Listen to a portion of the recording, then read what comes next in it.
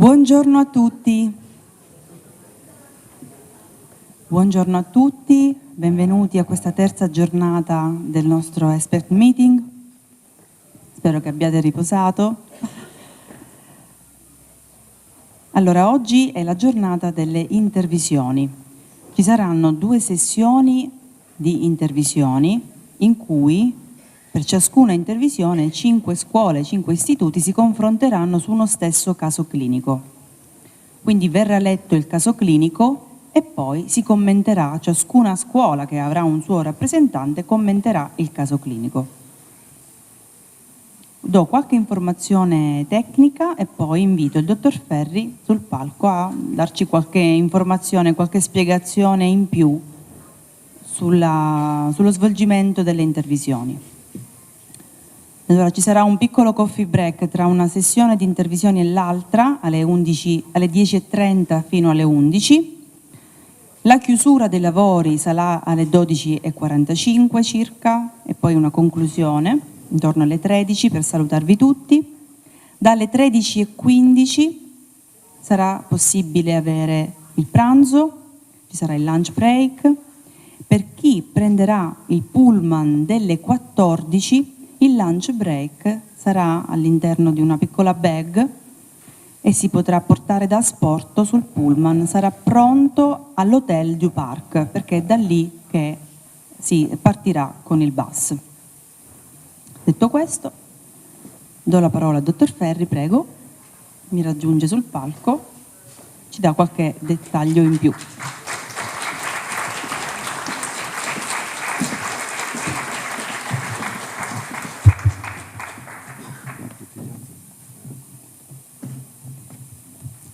Buongiorno. Molti di voi sono stati fino a tarda ora a danzare, a bere, mangiare.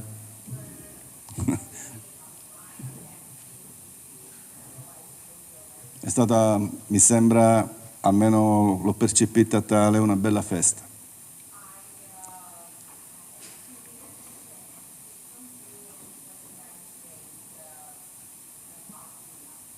Abbiamo poche ore di sonno, pioggia, freddo.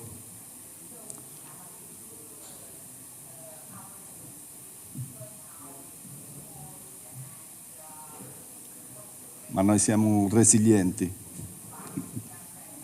Siamo resilienti e aperti. Per cui è bello anche questo, attraversare questi stati del tempo.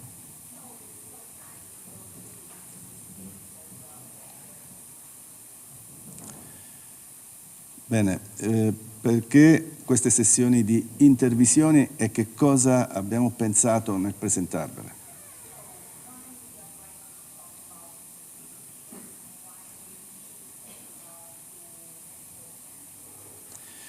L'abbiamo immaginata come veramente una presentazione dell'istituto, ancora una presentazione dell'istituto.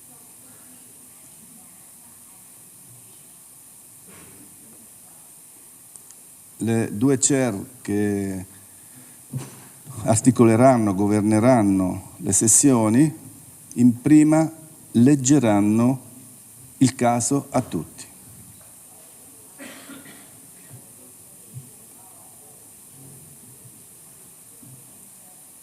Intanto chiamo Mary, che sarà la chair della prima sessione, Mary Jane Paiva, del Brasile.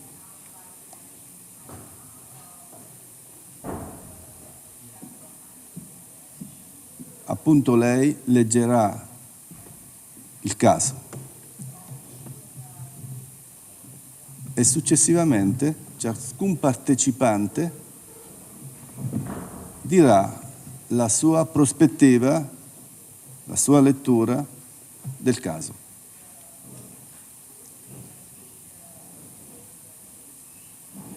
In qualche modo si addizioneranno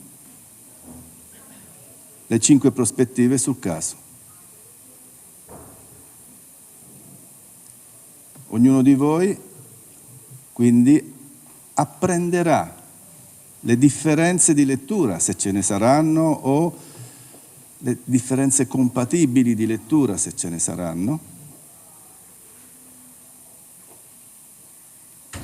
sono dei semi che dentro di noi poi si muovono, organizzano, mappano diversamente alla lettura. Un arricchimento. Abbiamo pensato proprio in questi termini, quindi non una vera e propria supervisione, ma addizionare le prospettive di lettura del caso da parte delle persone che parteciperanno e rappresenteranno appunto le loro posizioni. Ritengo la differenza un grande lusso per poter scegliere. Senza le differenze noi non scegliamo.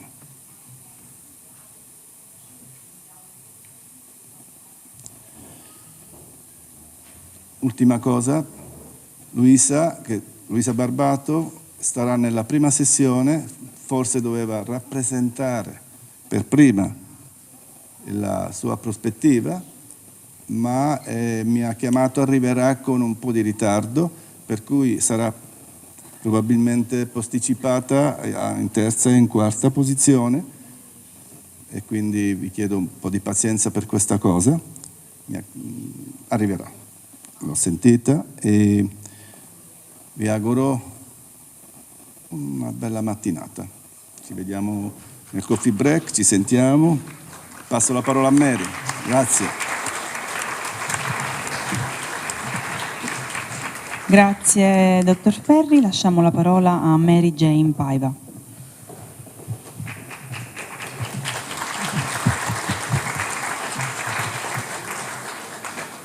Good morning, everyone. Now I'm going to introduce Carlos Vignoni, Director, Instituto Consciência em Movimento, Montevideo, Uruguai.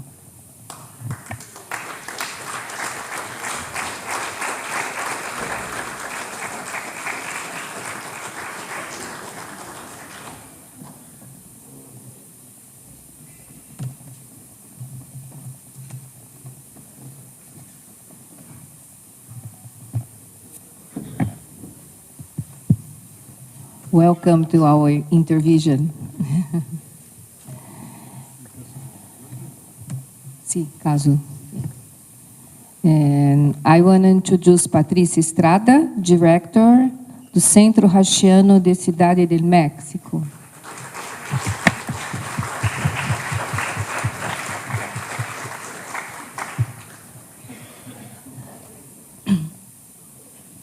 Welcome.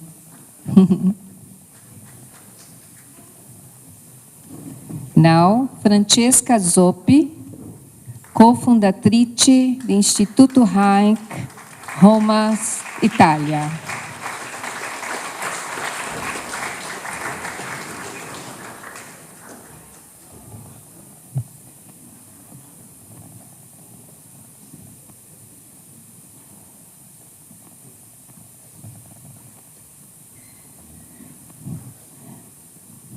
I want to introduce Noemia Terranolo, fundadora e diretora do Centro de Psicoterapia Corporal Argentina.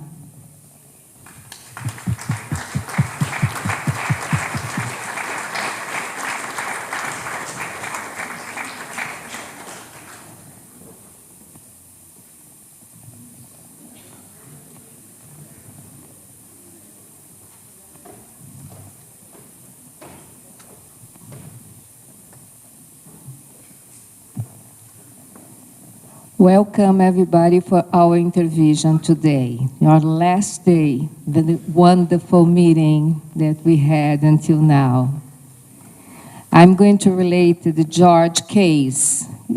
It's a little bit long, but very interesting, okay? I'm going to read very slow, for everybody can understand.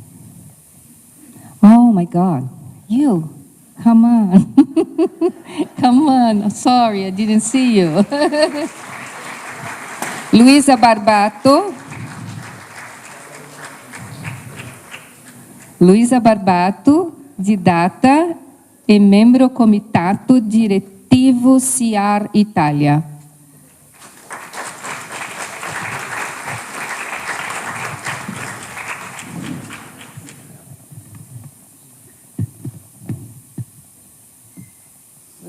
Let's see the history of George. George, 42-year-old man. The etymology of his real name means potent, strong, television producer, overweight, 1 kilo and 10 kilograms, and 1 meter and 68 centimeters. Periodically, he starts the exercise and diet, loses 30 kilos, and then regains it. A very sadomasochist body morphology, intelligent, artistic, and wit. The main symptom, a psychosomatic cough. He takes Dianzict and line 4 since June for anxiety disorder with obsessive compulsive elements. He came to me in March. We have had 12 sections. Now he feels better, coughs less, but the obsessive thoughts of the no coffee, is the hardest to eliminate. He can't sleep because he can't stop them. He also has rosacea and psoriasis. The cough is very powerful, strong, irritating. He feels like he needs to cough something up. He has a sister, 3 years younger, now 38. They have a good relationship. Erythema nodosum on the legs during pregnancy of the mother. Cutaneous rheumatism, and she was given calcium gluconate, erythema, antibiotic, and vitamin C. Beyond this, the mother claims she had a normal pregnancy and delivery. 20 days after birth, they were hospitalized. Staphylococcus in his stool. He was given injections which destroyed his gut flora. The antibiotics cleared the staph, but he was infected with something else and coughed violently. With herbs, the cough gradually subsided. Breastfeeding stopped after discharge. He was coughing every morning, walking until about age 5, and he had constant purulent tonsillitis and took antibiotics repeatedly. He needed to stay healthy for 20 days to have his tonsils removed, but he couldn't. At 6, he had an operation with only local anesthesia. Very traumatic experience. After the tonsillectomy, he stopped getting sick but started gaining weight. At 5, he experienced a very traumatic incident. 2 brothers from family friends, 16 and 20 years old, bought a van. He dreamed of ride with them. His uncle, father's brother, 24, also went. They stopped to eat and got drunk. Then they dangled him over the river from a bridge. The 16-year-old and his uncle held him. The older brother filmed it. He felt paralyzed in terror. And the same man are now his employers, and he idolizes them. He repressed his anger to remain in the hall of their students for years. Their sin made him a partner. Around age 10, George saw a psychologist because he couldn't sleep without the door closed. He made him write scare werewolf stories. Once, George was included in group therapy with adults. Everyone shared real fears, but he talked about zombies. He then realized it was imagination, not reality. And he remembered being a very fearful child. Until 10, he struggled to fall asleep alone. He recalls sleeping with his grandfather, who held his hand. From kindergarten to third grade, he lived with his maternal grandparents.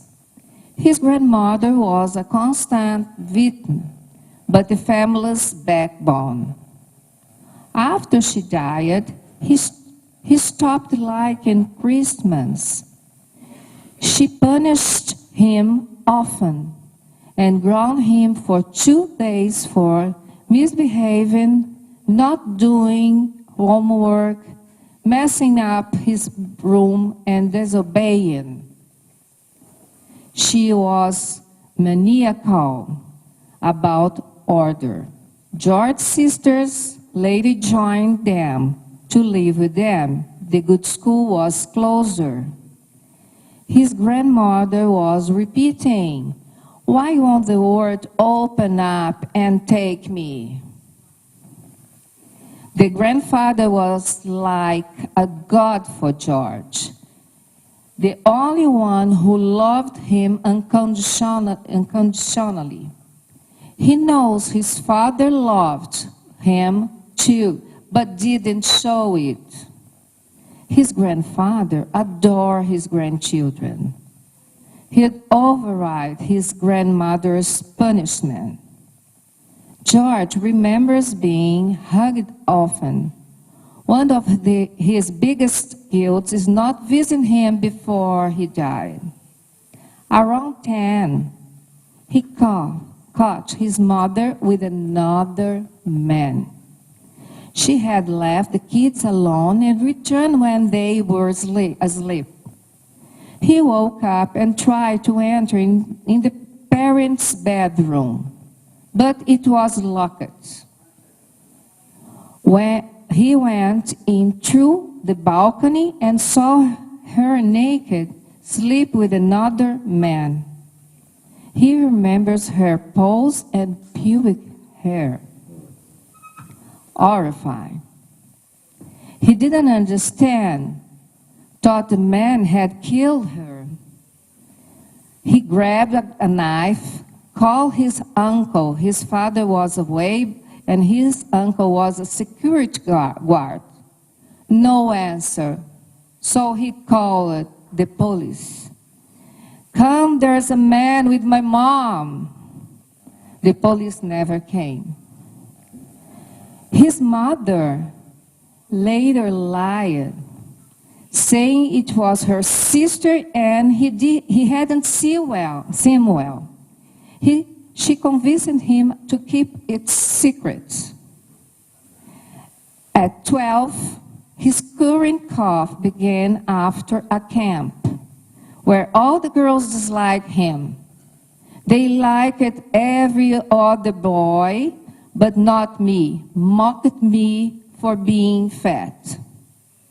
Around them, he had his first wet dreams.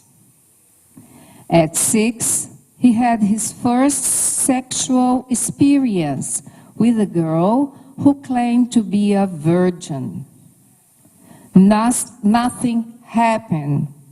he took it badly. Later, he found out she had slept with someone else, and he felt deeply humiliated. He attended a German school and studied political science in Germany. In the second year, he switched to microeconomy, planning to take over his father's business. And he took only 2 exams, realizing it wasn't for him. He felt terrible.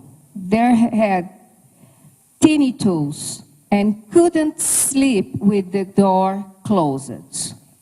His mother took his return hard and wanted to send him back. But his father said, "It's your life. I don't want you blaming me one day for unfulfilled dreams." Around the same time, George was disappointed to learn his father had a mistress. After Germany, he applied to film director at the National Academy for Theatre and Film Arts. Until about 25, before sleep, he would imagine situations where he couldn't react and how he wished and he had getting revenge.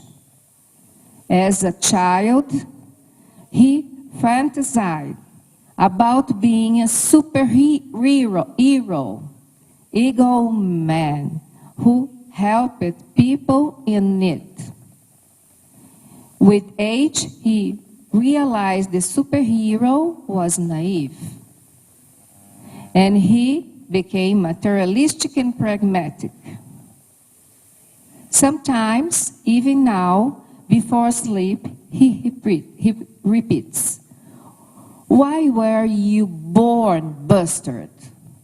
He feels he heard his mother say, "Why did I give birth to you to torment me?"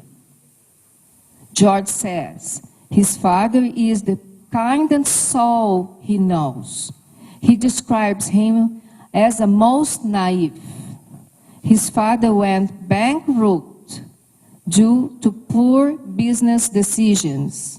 And after that, he changed, suppressing his ego.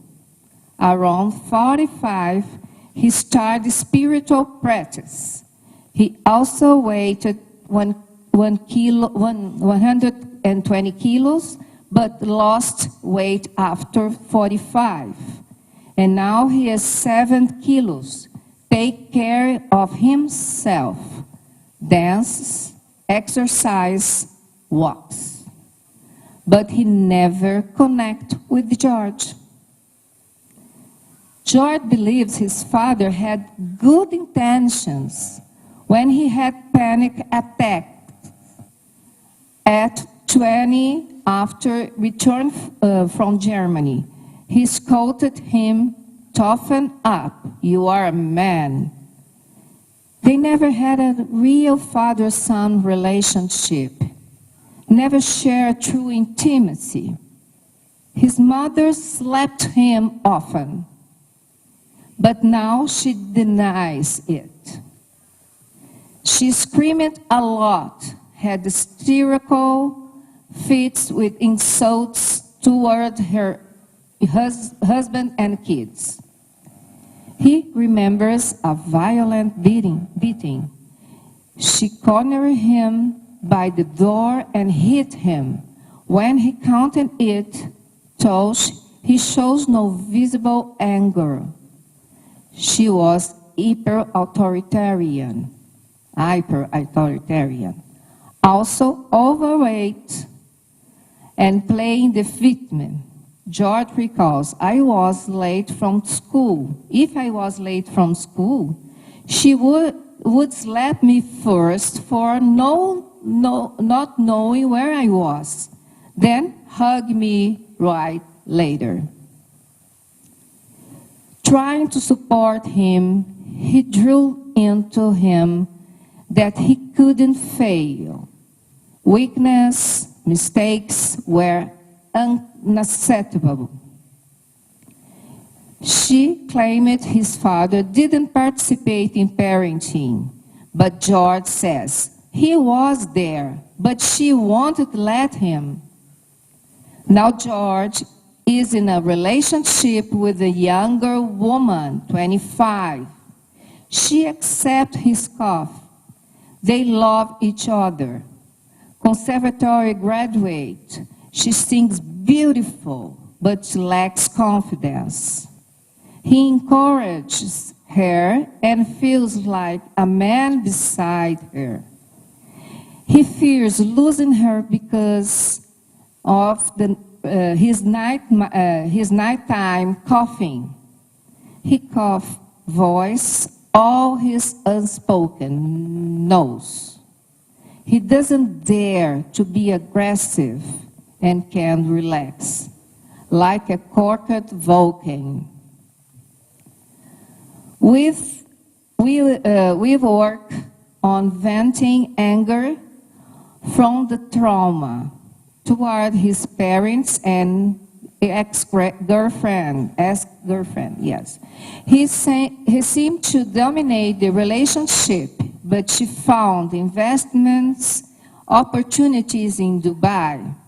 And he later learned that she'd gone to another man. He called her.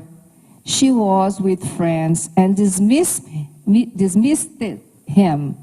Who are you to demand explanations? It was humiliate again. Now, George feels calmer because the big work events of the season are over, but the cough persists. He doesn't know how to live without. In the last 4 to 5 months, he lost 5 to 6 kilograms. He is more assertive now. He has had open conversations with an employer and defend his stance and delegate work. He told his girlfriend about his fear of losing her, and she said, "I'm here for you. You are wonderful." In June, he put his parents' house up for sale, and he's paying his father's post-bankruptcy debts. His parents moved out and separated in June, and he felt relief, no longer guilt. But he also shared, "All my life, I want to be a playboy, but I was fat and rejected.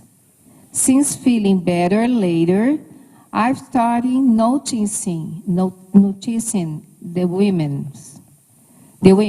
But my desire for my girlfriend has grown too, so it's complex. I want to prove I am potent and in every way. I have massaged women, but when it comes to sex, I don't want to. I just want to boost my self-esteem after so many humiliations." We work on eye contact and hold hands to build trust. He would calm down, and I lightly but firmly touch his body contours. He said it felt like validation. We work on anger expression, pushing a pillow, yelling enough, beating a toy, and he reconnected the river incident, drama therapy, saying, "Stop, I have a right, I deserve," to his parents in front of the empty chair. Also, I know, yes, with 3 intensity levels. He gave me a positive feedback, saying he likes that I'm motivated to help. He said, "You abandoned me less than I abandoned myself. I feel I am on the right path with George. So does he. He was moved when I said I wouldn't present this case in Italy. And he said, it validates me. For me, in the supervision, it's crucial to check if I'm missing anything from his early life. That's my sense. And of course, the obsessive thought about the cough and the cough itself, which thought dismissed persist what other tools I could use to work on the symptoms my colleagues. That's it. I think now I'm going to introduce the experts, colleagues to say something about the case. I think we need to begin with Luisa Barbato. Can you do that?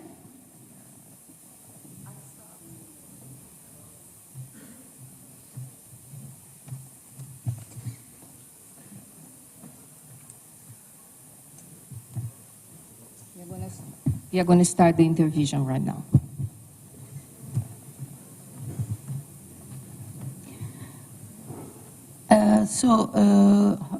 Good morning to everybody.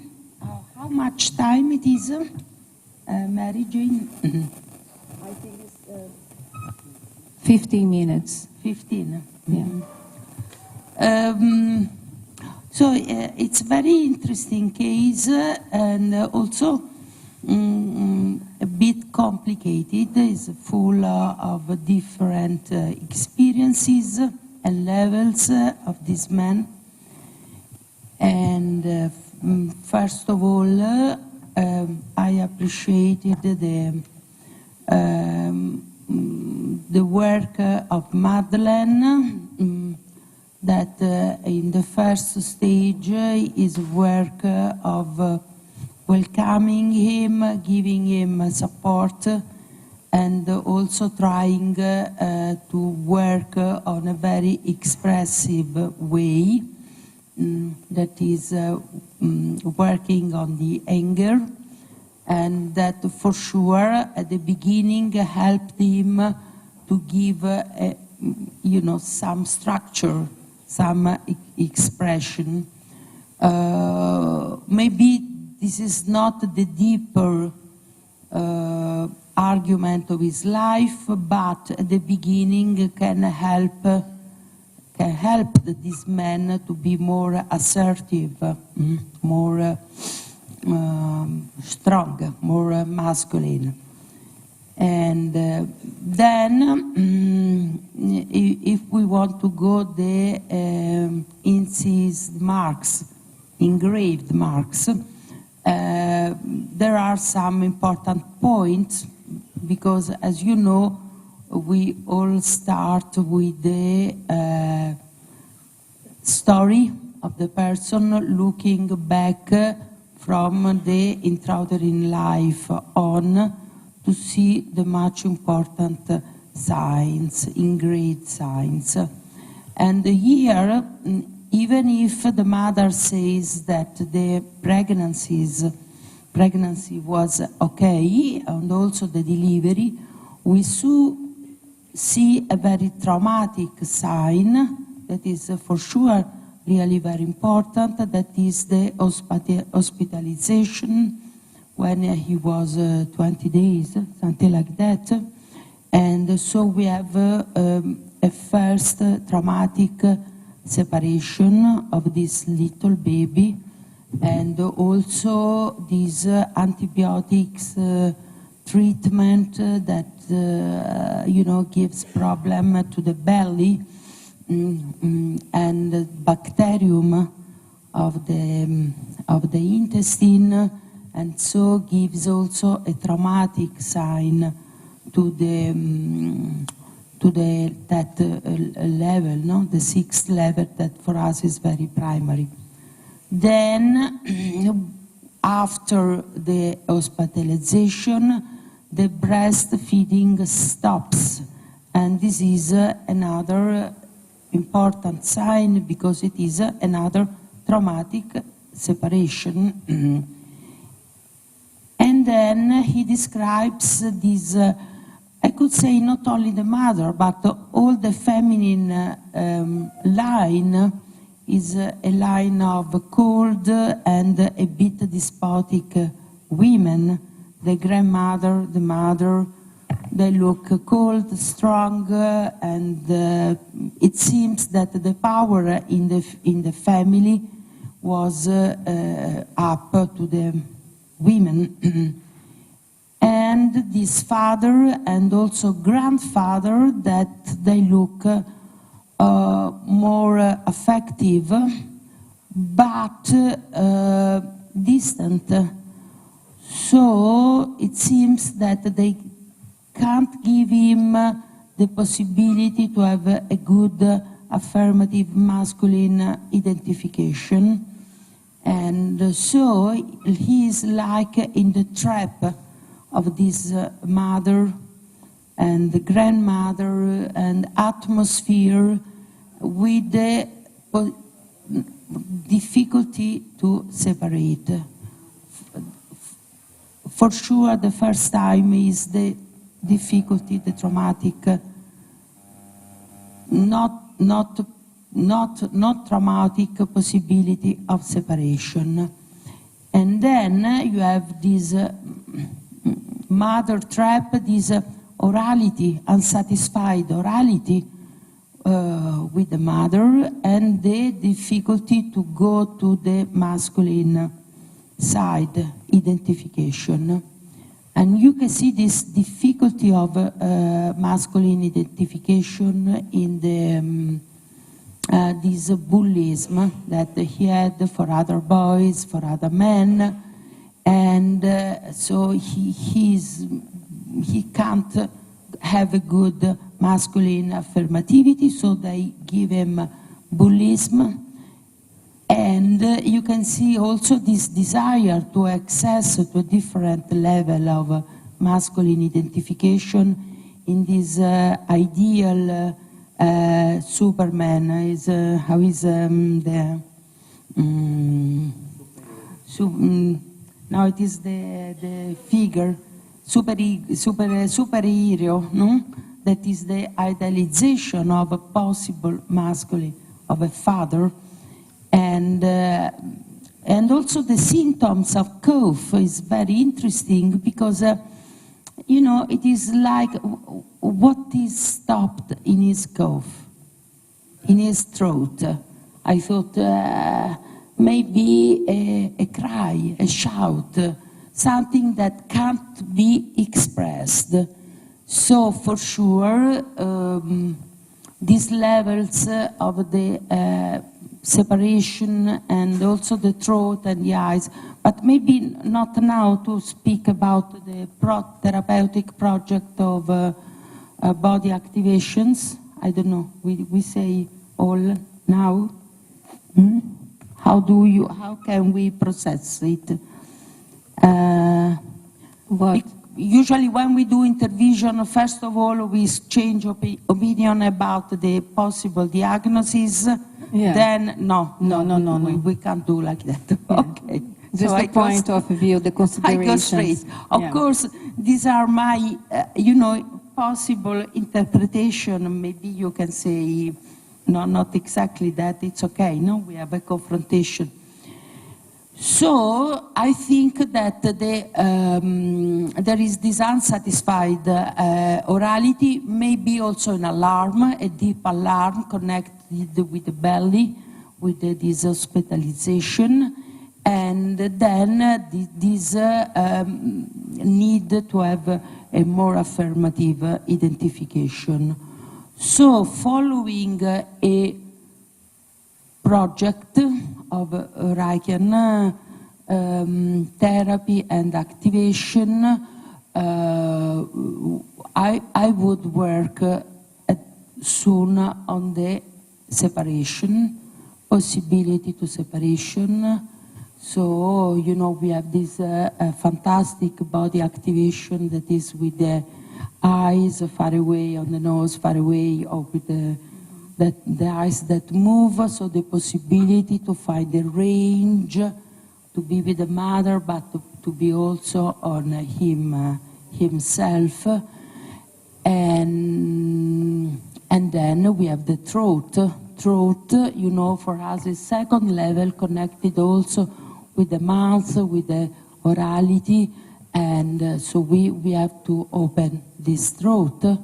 So we must give him the possibility to shout, or to cry, or to express the pain, desperation, and also rebellion. Because the third level is the possibility to rebel, to express all the aggressivity that it was repressed by this family, that it was distant, cold in the both sides, and so to express this, his possibility to rebel, and so to reach a different level of his independency and affirmativity. But on the other hand, we must say also that as the father and the grandfather were in any case positive figure, and also he has this possibility to find the father, no, when he was older, there is the energy to be independent and to go in an affirmativity. And you can see this when he decides to change his study path, his profession. And in fact, he realizes it when he goes abroad, far away from the family. He can realize that he has a possibility to choose something different from what the family wanted for him. So on the other hand, we have enough energy also to start with this process. Thank you. Is it okay? Okay. Thank you very much for your considerations, Luisa. Now,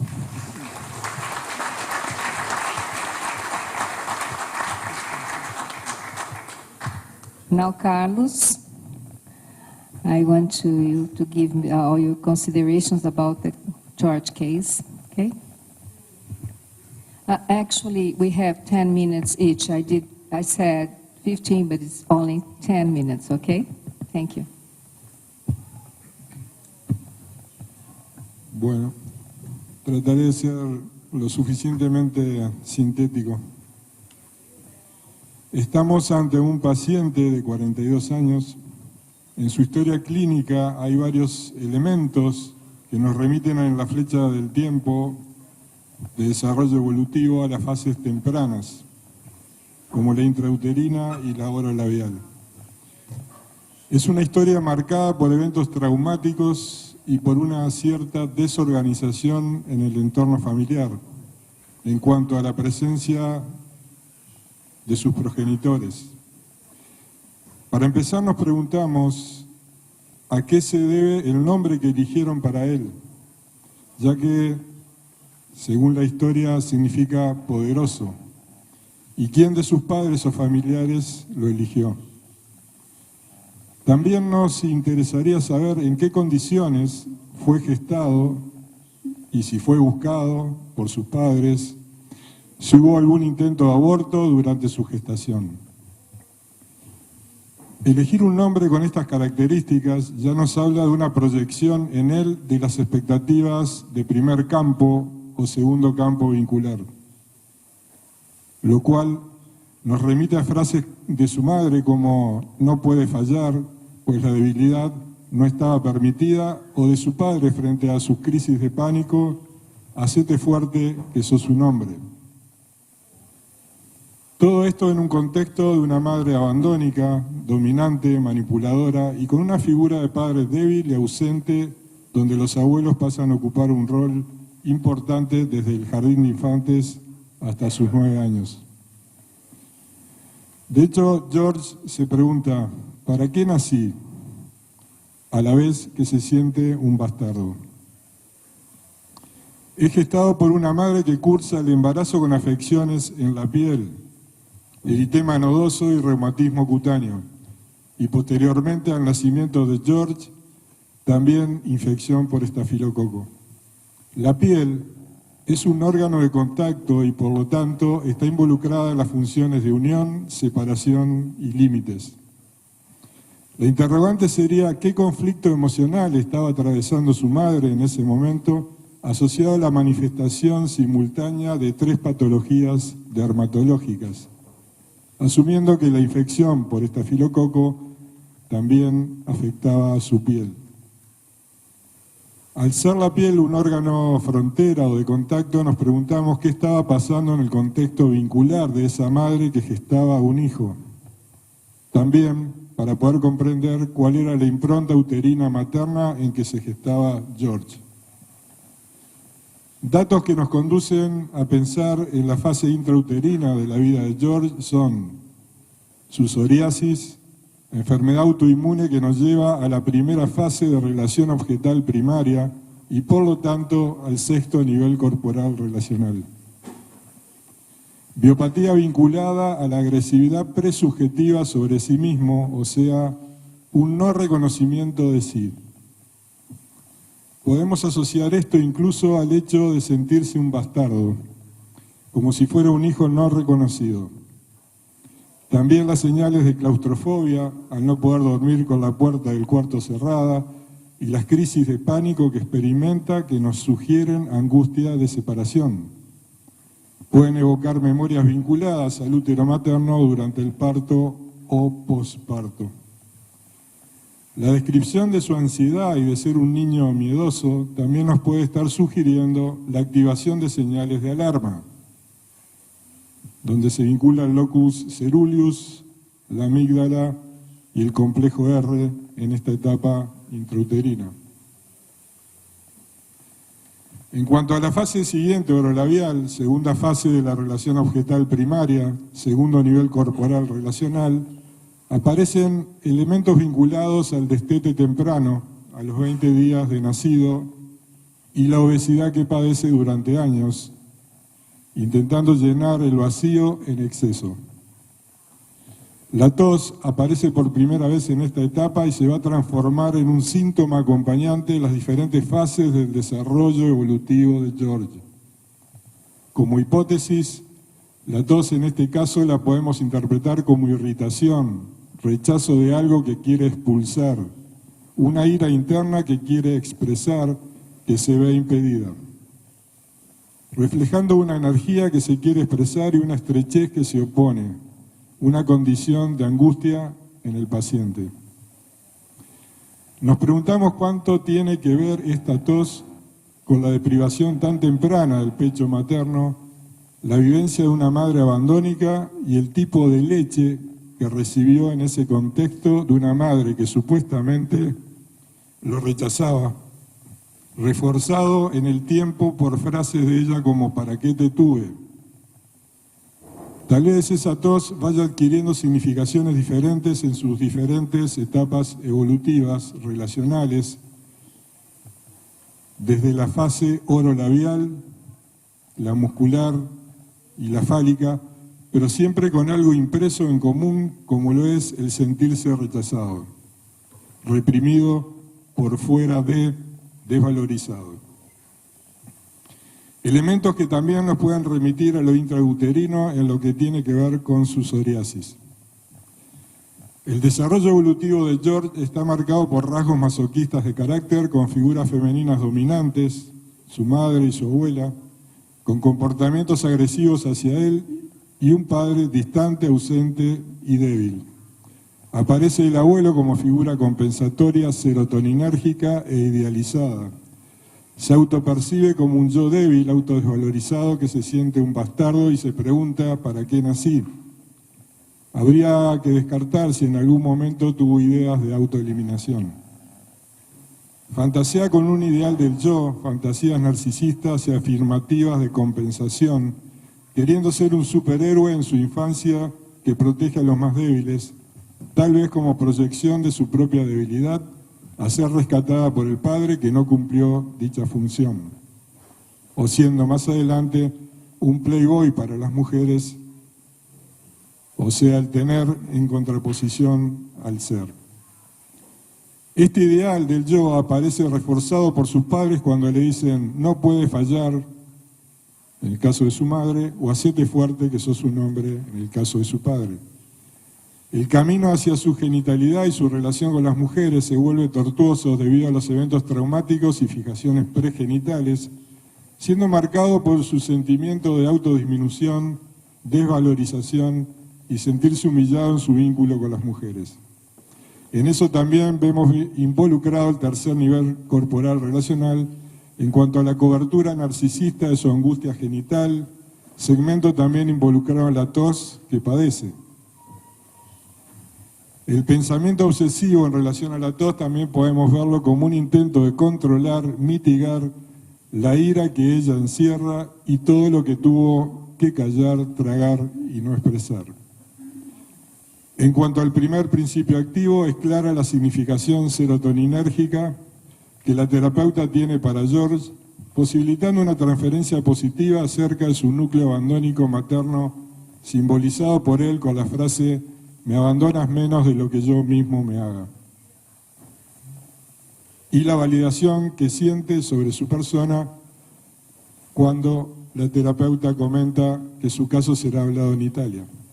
Ello refleja que la terapeuta está respondiendo positivamente a las preguntas implícitas de George en el vínculo terapéutico. Suponemos, ¿me vas a querer? ¿No me vas a abandonar? ¿Me vas a valorar o a validar? Y también por los avances que George va logrando con la terapia. En cuanto al segundo principio activo, propondría activaciones. Una, manos en concha sobre las orejas para ver qué información puede emerger allí en cuanto a su vida intrauterina. Veríamos de agregar las manos planas para explorar su pasaje por el canal de parto y nacimiento. Segundo, movimiento de succión más respiración como reparación egentrópica de la fase orolabial deficitaria. Tercero, alternancia de mirada en punto fijo con succión e inhalación y exhalar volviendo a la pirámide, su mirada a la pirámide nasal, relajando los labios para trabajar contacto materno e individuación.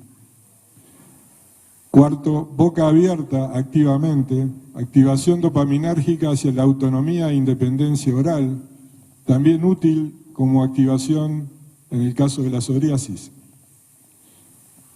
En siguiente lugar, boca abierta activamente con la lengua hacia afuera, tal vez una forma de trabajar la tos, la angustia y la ira asociada.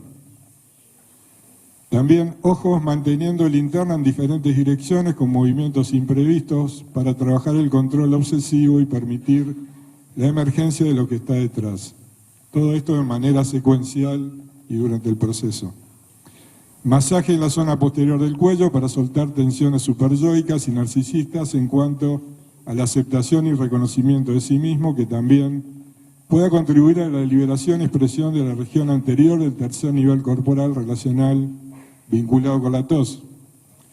La tos puede trabajarse también desde la perturbación actual que le provoca, conectando con las sensaciones, imágenes asociadas y el pensamiento acompañante o la creencia predominante. Desde allí se puede aplicar EMDR, direccionándose también hacia todas las sensaciones e imágenes asociadas, incluso hasta llegar al recuerdo más antiguo en la línea del tiempo.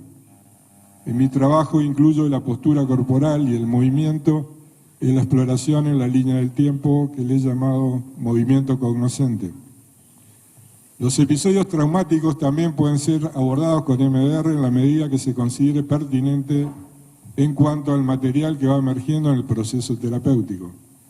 En cuanto al tercer principio activo, podemos plantear el uso de clorimipramina a bajas dosis como tratamiento de la tos por su efecto anticolinérgico y a la vez antiobsesivo. También podemos considerar la sertralina a dosis de 100 miligramos o más para el obsesivo. Como diagnóstico diferencial habría que tener en cuenta la tos de etiología orgánica y la tos como formando parte de la sintomatología obsesivo-compulsiva. Por aquí. Thank you very much.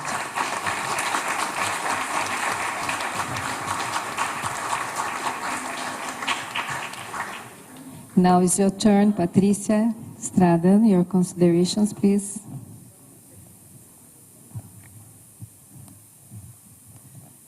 Buenos días. Yo considero que George tiene un masoquismo predominante y una oralidad privativa por el tiempo en el hospital y la lactancia interrumpida. Podemos ver síntomas crónicos con respecto al masoquismo y con respecto a la oralidad. Con respecto a la oralidad, mi perspectiva sería la tos, la amigdalitis y la psoriasis. Y con respecto al masoquismo, la humillación y la complacencia de la madre, la abuela, las chicas y los amigos mayores. Tiene sentimientos de culpa porque naciste. Tiene ansiedad ante el desempeño sexual, tiene una experiencia frustrante ante el desempeño sexual. Y sobre todo me llaman la atención dos ciclos viciosos. Uno consigo mismo, que es la obesidad cíclica, el autosacrificio, esfuerzo frustrado y retorno a la compulsión.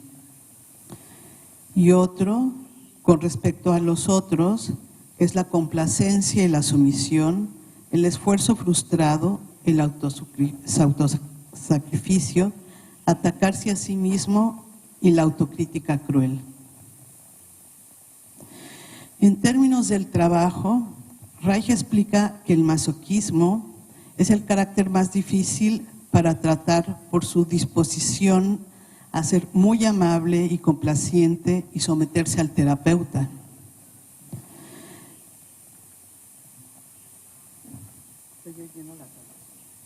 Sorry, I'm into the translation. Entonces pensaría primero que George es un organismo sobrecargado, con muy poca descarga y relajación apropiada. Al no atreverse a ser agresivo, no logra relajarse.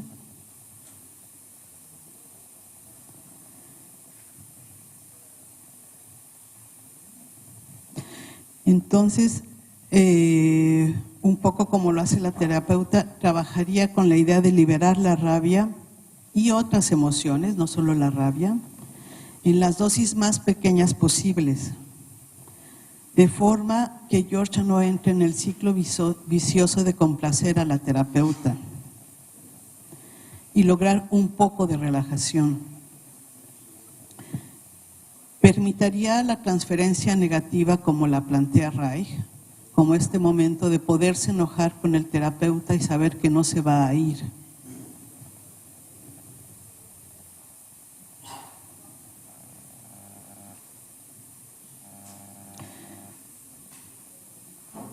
Trabajaría con el principio de autonomía versus permitir que el paciente exprese su oralidad en el vínculo terapéutico, su necesidad de que el otro esté.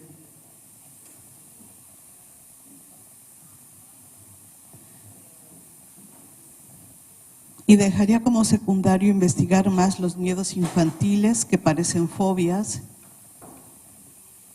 y los rasgos obsesivos que parecen compensatorios.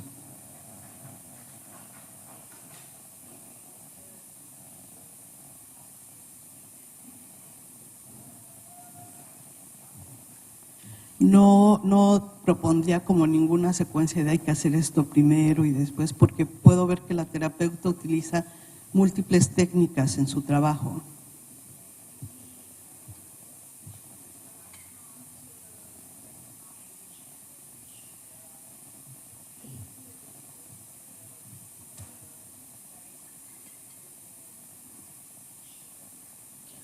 Entonces, más que una guía de secuencia de ejecuciones, sería como una guía de procesos.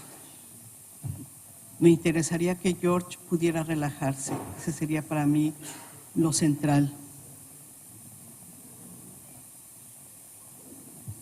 Y eso es todo. Thank you for your contribution.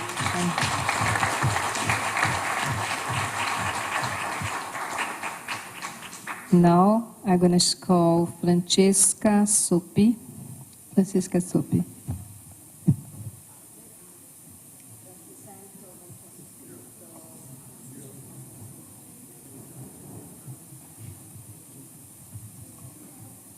Rappresento con questo scritto i soci e i terapeuti dell'istituto. Nasce insomma dalla collaborazione tra noi.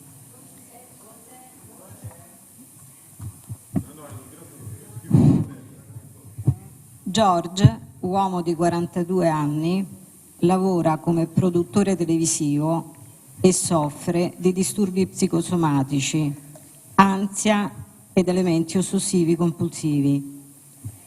L'analista, che viene contattato o contattata dai datori di lavoro, soci di George, esplicita 2 richieste su cui chiede la supervisione dopo 12 sedute. Prima richiesta dell'analista: se sto tralasciando qualcosa delle sue prime fasi di vita, è questa la mia sensazione.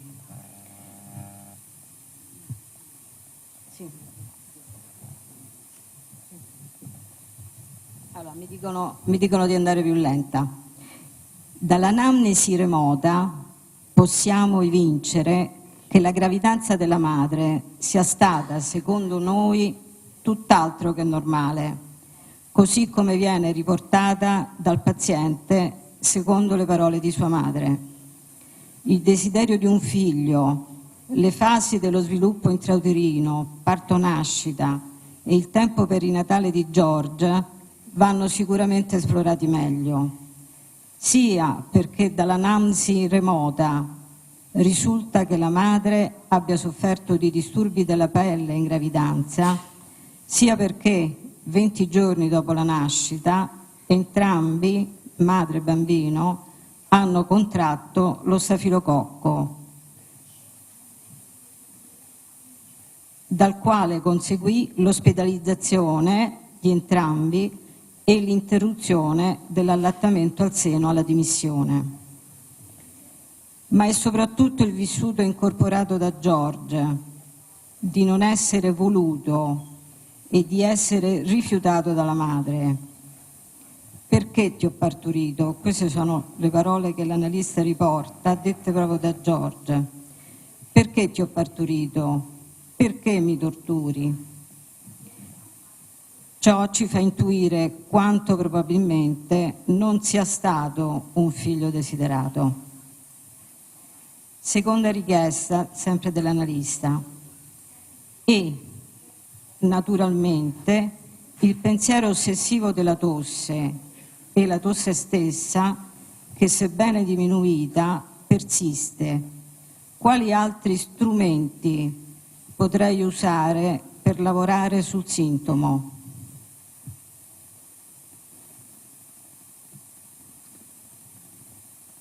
L'aspetto del suo corpo, definito masochista dall'analista, potrebbe richiamare questa tipologia, ma manca una descrizione della sua struttura, a parte l'obesità evidente.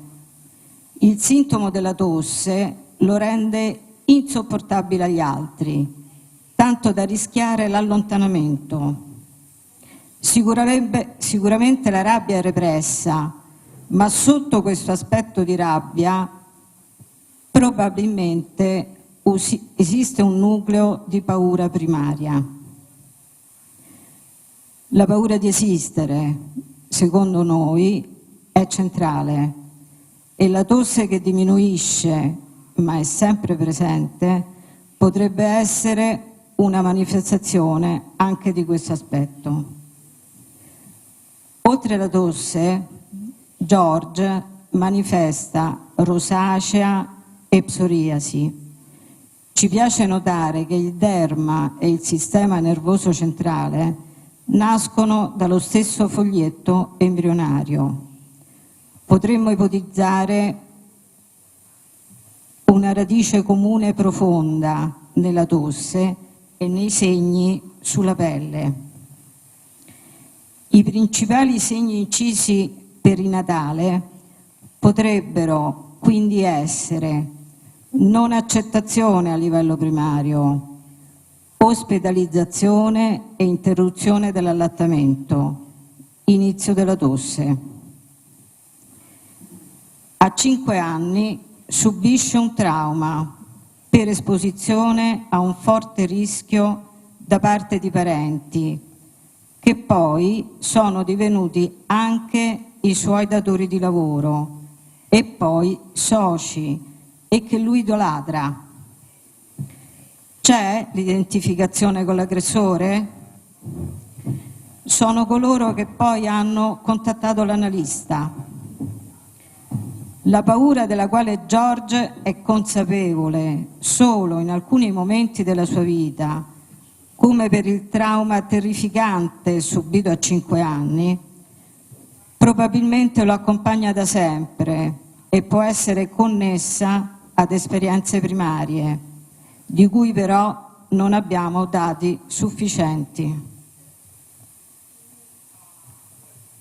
Certo, la tosse è fastidiosa, la rabbia sicuramente c'è ed è repressa, ma il terrore del trauma potrebbe essere connesso al vero trauma di non essere voluto, di temere quell'essere lasciato cadere nel vuoto. Ci chiediamo come sono gli occhi di George, ritirati, sbarrati, protesi, duri, fissi. Gli occhi possono essere il livello corporeo su cui lavorare, la porta d'accesso per prendere coscienza e sciogliere la paura. Riassumiamo i segni incisi sulla linea evolutiva. Primo, lo ripetiamo, pre- e perinatalità, probabile non accettazione a livello primario, ospedalizzazione a 20 giorni, interruzione dell'allattamento e inizio della tosse. Secondo punto, 3 anni, nascita della sorella. Terzo punto, 5 anni, esposizione al trauma già descritto. Quarto punto, 6 anni, tonsillectomia con anestesia locale, inizia ad ingrassare. Quinto punto, 10 anni, scoperta del tradimento della madre e patto con lei di mantenere il segreto. Sesto punto, 11 anni, campo estivo e vissuto di rifiuto da parte dei compagni. Ricomincia la tosse. Settimo punto, 16 anni, prima esperienza sessuale con vissuto di umiliazione. Gli strumenti che noi evidenziamo sono connessi al primo livello e al relativo trattamento dei movimenti oculari attraverso gli acting del punto fisso, naso-cielo o me-te, lateralizzazione e orizzonte. Successivamente può essere riattrezzata positivamente quella che noi definiamo esperienza emozionale correttiva incarnata. La fase dell'allattamento, ad esempio, bruscamente interrotto, e gli acting della suzione con una posizione dell'analista calda, accogliente e nutriente, possono cambiare la storia di George. Più avanti si potrebbe lavorare anche sulla respirazione diaframmatica, dapprima ad occhi aperti e poi anche ad occhi chiusi, aiutandolo a percepirsi più profondamente, percepire la forza della propria colonna vertebrale come suo asse interno di riferimento. A questo punto si potrebbe anche inserire un contatto corporeo con l'analista che lo aiuti a ridefinire anche i suoi confini corporei attraverso alcuni movimenti tratti dal massaggio bioenergetico dolce di Eva Reich. L'analista ha, secondo noi, già proposto qualcosa di simile. Ma un aspetto importante per concludere questa analisi, questa intervisione, che secondo noi ci ha riguardato in particolare, riguarda la modalità di invio di George. L'analista scrive: all'inizio di quest'anno uno dei suoi datori di lavoro mi chiamò e mi chiese di prenderlo in terapia. I datori di lavoro di oggi sono gli stessi che hanno esposto George al trauma a 5 anni. Tra costoro c'è anche lo zio paterno. Sicuramente George non ha avuto nessuna protezione, né dallo zio, in quell'occasione perché ubriaco, né tantomeno dal padre, né allora né più avanti. Le uniche figure di riferimento positive sembrano essere stati i nonni, soprattutto il nonno. George non ha potuto sviluppare un'autoprotezione, sa solo sopravvivere, alleandosi con l'aggressore. Lui idolatra i suoi datori di lavoro. È necessario che il terapeuta ripari questa ferita profonda ponendosi in fasi differenti della terapia nella posizione di entrambe le funzioni genitoriali, sicuramente carenti entrambi, facendo lavorare il paziente sull'accoglienza di se stesso, sul sentirsi amato e contenuto, sul sentire i propri confini corporei, fidarsi dei propri occhi e sul sentire il sostegno della propria colonna vertebrale. George dentro di sé salva la relazione con il padre. George dice che la madre davanti ai figli lo descrive come un padre assente, ma poi lui afferma: lui c'era, ma lei non lo lasciava fare. È comunque il padre che lo ha sostenuto nello scegliere e nel cambiare gli studi intrapresi in Germania, per affermarsi poi professionalmente nel campo da lui desiderato. Poi però dice che non ha mai avuto un vero rapporto padre-figlio, mai una vera intimità. C'è contraddizione e ambiguità in queste affermazioni, in bilico tra il desiderio e la realtà. Il terapeuta può far fare a George una rivoluzione, iniziando dalla motivazione alla terapia, che non può essere centrata solo sui sintomi. La tosse, il sovrappeso o i problemi della pelle, o l'invio soprattutto effettuato da altri. Per far questo c'è necessità di lavorare sulla vera motivazione di George, che può essere diversa da quella dell'invio da parte dei suoi datori di lavoro. Deve trovare ed esplicitare la propria motivazione all'analisi e assumersene la responsabilità.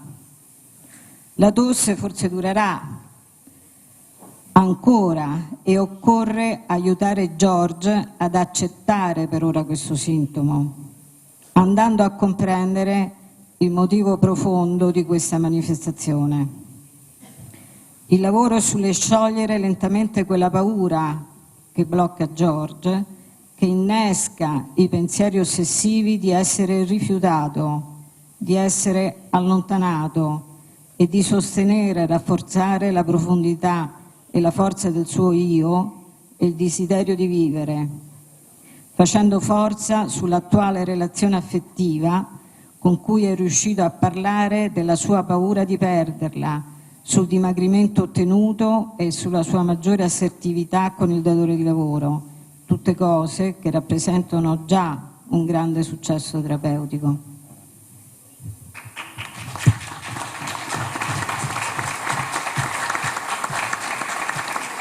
Thank you, Francesca.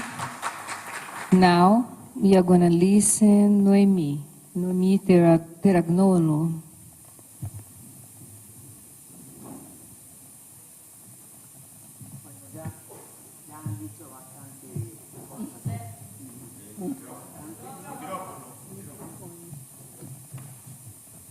Ya han dicho varias cosas que son importantes.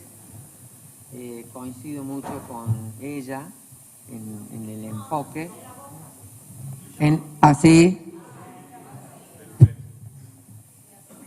Que coincido mucho con lo que decía Luisa Barbado al principio. Yo intentaría trabajar con la madre. Trabajaría un maternaje tratando de llegar a un apego seguro, porque George tuvo situaciones traumáticas desde muy temprana edad y con el problema de oralidad que tiene, me parece que necesita en esta etapa una madre. Nosotros no trabajamos sistemáticamente, sino que trabajamos mucho lo que nos trae el paciente. Yo, por ejemplo, se podría llegar a trabajar el modo que tiene George de comer, porque al comer compulsivamente, ¿así? ¿Cómo? No translation. No translation for them. There is no then. And now?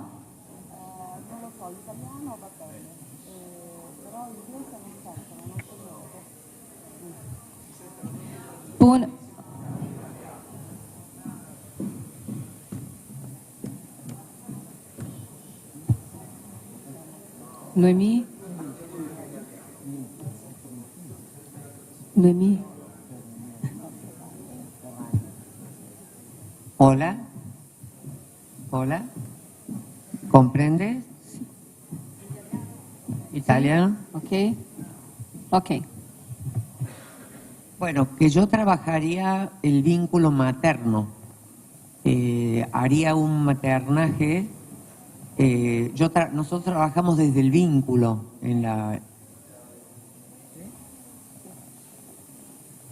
desde la escuela nuestra trabajamos el vínculo. Entonces yo haría un vínculo un poquito más fuerte con George, trabajando con un apego seguro, donde él pueda expresar las emociones que tiene reprimidas. La tos podría significar bronca que tiene reprimida y guardada. Nosotros trabajamos mucho con masajes. Nosotros trabajaríamos con el cuello, la parte obsesiva compulsiva la trabajaríamos en la zona occipital, en los núcleos paranoides, para poder aflojar esa tensión y ese miedo y poder liberar esa zona con descargas. Trabajaríamos la boca así con unos mordillos que tenemos nosotros. Trabajaría con aflojar la mandíbula y con activaciones corpóreas, como la de la necesidad, trabajar de un lado para otro, para conectar con la bronca y con todo lo que no le dio su madre, ¿sí? Ni todas las mujeres que estuvieron al lado de él. La verdad que tiene motivos para desconfiar de esas mujeres. Y en rasgos generales trabajaría también la figura que está muy desdibujada de su papá, porque la madre de alguna manera impide la intervención del padre. Nosotros trabajaríamos entonces mucho corporalmente con la cabeza, con los núcleos paranoides, como dije, los occipitales, la boca, todo con masajes para descomprimir y que afloren los recuerdos y las emociones que están en los músculos. En cuanto a la bronca que tiene George, trabajaría los paravertebrales también con masajes profundos. No es masaje suave, es masajes profundos para también liberar y aflojar las tensiones y que permitir el recuerdo que está grabado en los músculos y la emoción que está contenida. Acuérdense que como todos somos terapeutas reichianos, los músculos tienen la tensión, el recuerdo y todas las durezas que tenemos es la coraza. Entonces cuando vos tocas los puntos y masajeás, afloran las emociones, pero con el contacto de los recuerdos de esas emociones que están grabados en los músculos. Para trabajar la bronca de George, que tiene mucha, es un caso muy complejo, hay muchas cosas que se tendrían que trabajar. Trabajaría los paravertebrales para conectar con la bronca y después hacerlo descargar con los talones, porque la energía de George está en la pelvis por lo obsesivo y compulsivo. Trabajaría la interna para que aflojen los pensamientos, trabajaría con ejercicios de boca también para que libera la necesidad no cubierta. En la parte del pecho trabajaría toda la musculatura del pecho, el esternocleidomastoideo, el esterno, que es donde se guarda la angustia por todo lo que no le dieron y la necesidad. Otra cosa que yo trabajaría, yo entraría un poquito más en la intimidad, haría un contacto un poquito más fuerte con él, creando más intimidad. Yo no sé cómo es culturalmente esto, no sé cuánto permiten el contacto. En Argentina se trabaja mucho el contacto. Yo toco mucho a los pacientes, tengo una mirada muy afectiva. Yo lo acostaría en una camilla y mientras le hago masaje haría que me mire para que él haga contacto y pueda confiar en un personaje que sería la madre. Ella tiene un muy buen vínculo con él confía en ella, pero yo iría un poquito más profundo en esa confianza. Se crearía un vínculo mucho más íntimo para que él pueda realmente sentir que está con una madre buena, que lo reconoce, que confía en él, que es amorosa, darle lo que lo que él no tuvo. Es como trabajar las fases orales de una manera armoniosa, cuando la figura materna, digamos, de alguna manera soy yo, transformando ese vínculo terapéutico. Que no me acuerdo.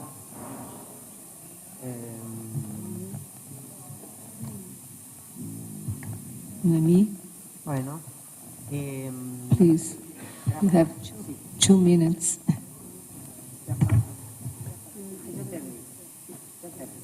Otra cosa que me parece importante, yo trabajaría los traumas.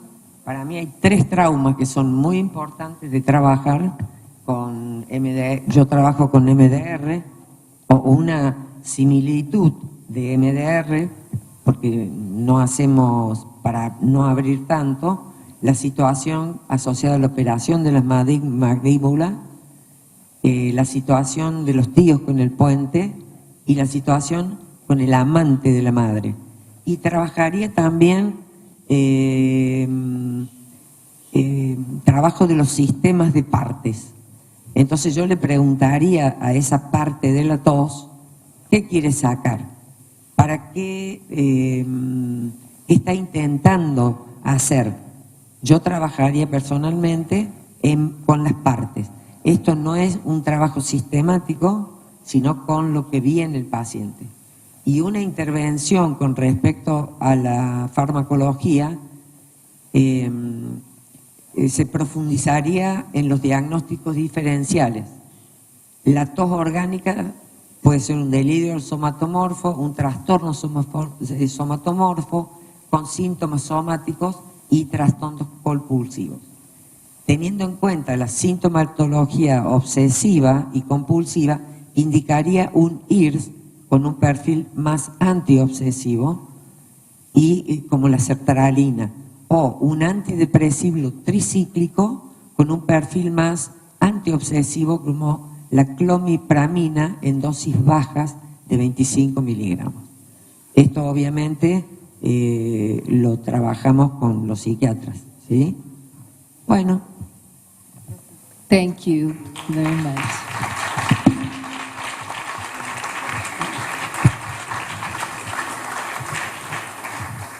Now to conclusion, all these things, I want to say that this is the complexity, the ability to sustain this difference. Each school, with its own subjectivity, coexist under the same roof of this house. We don't need to agree with everything, but to respect our differences. Thank you all for your insights, contributions, and I think the audience couldn't feel the George field with the body, relationships, and time. Yeah, in our bottom perspective and top down. Thank you very much.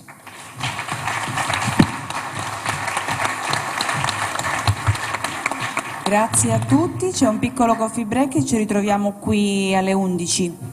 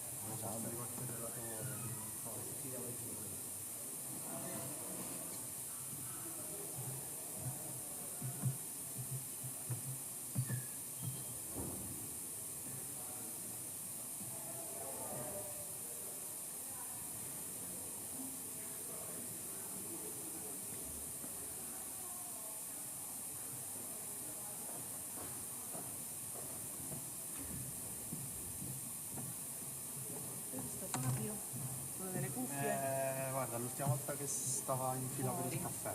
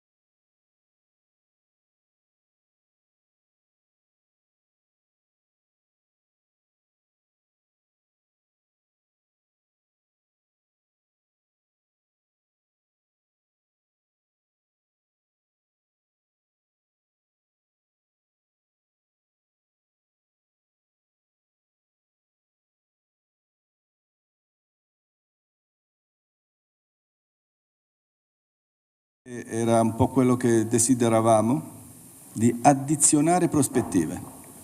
Intervisione come addizione di prospettive, non è una supervisione, ok? E questo fa apprendere differenze, possibilità di appropriatezze, di contaminazione. Devo dire anche che siccome la supervisione l'amo profondamente, ho scalpitato a non partecipare, ho scalpitato, però va bene, sto ai box.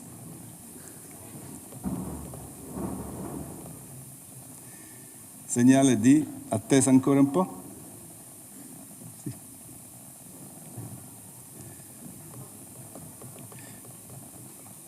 Ed è una posizione per me particolare, quindi ascoltare e apprendere è sempre bellissimo. Grazie.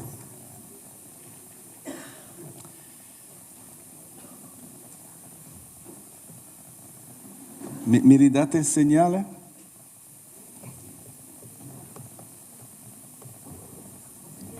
Bene, allora iniziamo la seconda sessione. Violina sarà la chair, la invito qui. Chiara sarà in cabina di traduzione per fare gli aggiustamenti che vi avevo accennato, per cui sono qui a intrattenervi un po'. Vieni Violina. Come nella prima sessione, Violina leggerà il caso David, un nome così, e poi chiamerà Violina tutti i partecipanti alla sessione. Violina, grazie per questo tuo compito.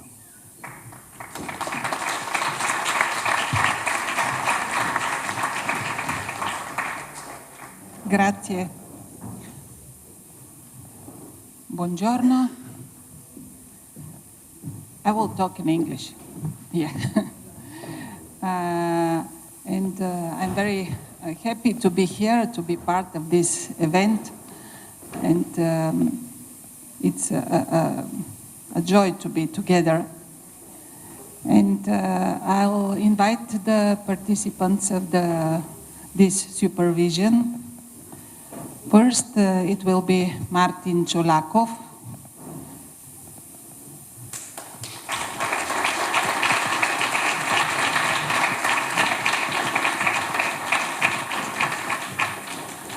He will present the vision of the Institute of Bulgarian Analytical Neuroachian Institute Therapy.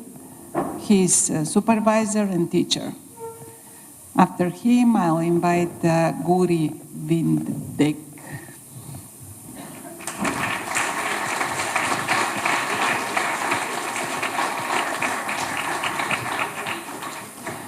Who is member of Norwegian Character Analytic Institute.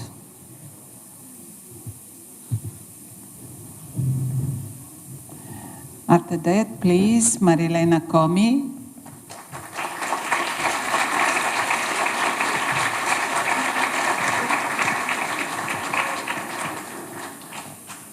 She is director of the Center for Psychotherapy Reich in Greece.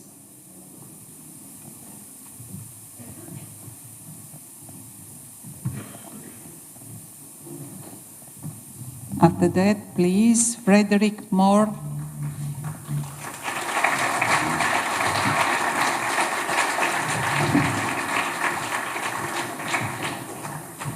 Contemporary Reichian psychotherapist. And also Achilles Paiva.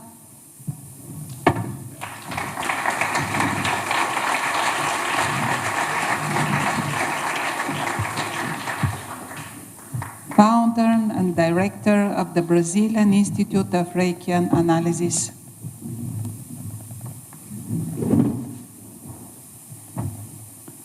Okay.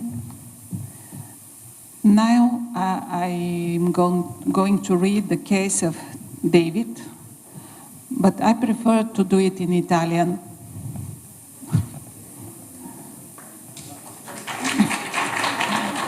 Thank you. Formulazione del caso. Il paziente Davide ha 29 anni. 1. Anamnesi remota. Davide è nato in una famiglia in cui entrambi i genitori avevano 19 anni. Vivevano con i nonni.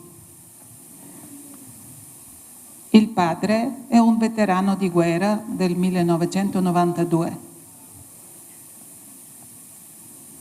Dopo il ritorno ha mostrato sintomi di PTSD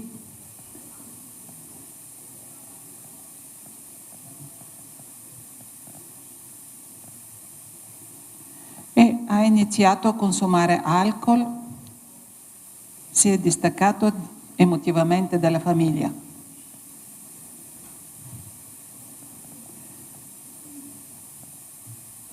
La madre era premurosa, ansiosa e infantilizzata.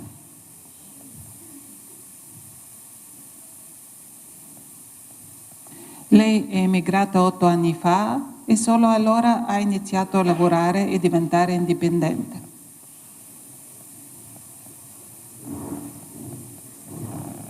Secondo la madre, Davide è stato allattato al seno per 6 mesi senza problemi.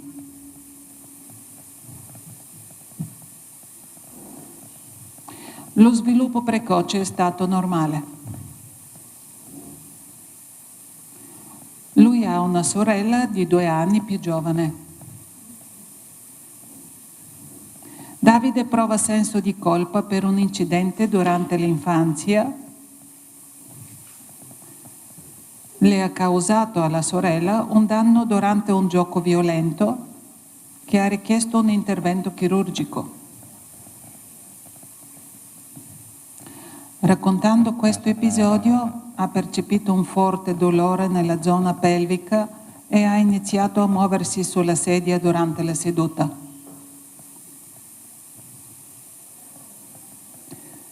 Anamnesi prossima. Davide ha iniziato la psicoterapia nell'ottobre 2024. Sintomi. Da 2 anni presenta dolore in diverse parti del corpo che limitano in modo significativo il suo funzionamento quotidiano. Inizialmente il dolore era localizzato nella gola, poi si è spostato nella zona pelvica, colonna, zona lombare, bacino. Lui ha pensieri costanti riguardo al dolore, è focalizzato su esami medici e verifiche. Si osserva una marcata caduta del tono dell'umore e senso di disperazione. Diagnosi, secondo DSM-5, disturbo da sintomi somatici con dolore predominante.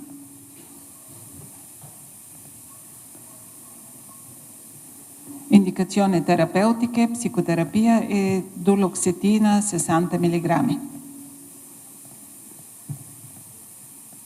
Biografia.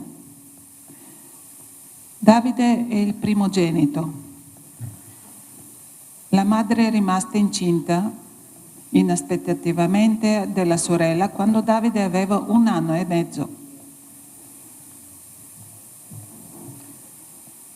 A causa dell'emigrazione della madre, non ha più avuto contatto fisico con lei da 6 anni. Comunicano solo telefonicamente. Non cerca di organizzare un incontro e dice di non sapere perché lo evita. I legami familiari sono superficiali. Attualmente vive da solo. È omosessuale, cambia spesso il partner. 3 anni fa ha avuto un partner con cui ha vissuto per 1 anno. Racconta di averlo amato, ma di aver deciso lui stesso di interrompere la relazione. Non mi rispettava più, non mi capiva. Ha iniziato a punirmi, a controllarmi, sembrava volesse umiliarmi. Davide, parlando di questo episodio, si arrabbia.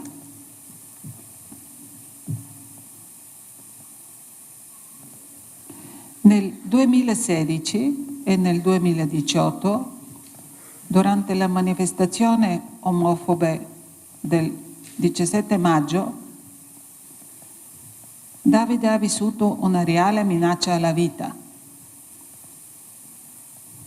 Lo Stato non ha garantito la sicurezza e ha permesso ai gruppi radicali di attaccare gli attivisti LGBT.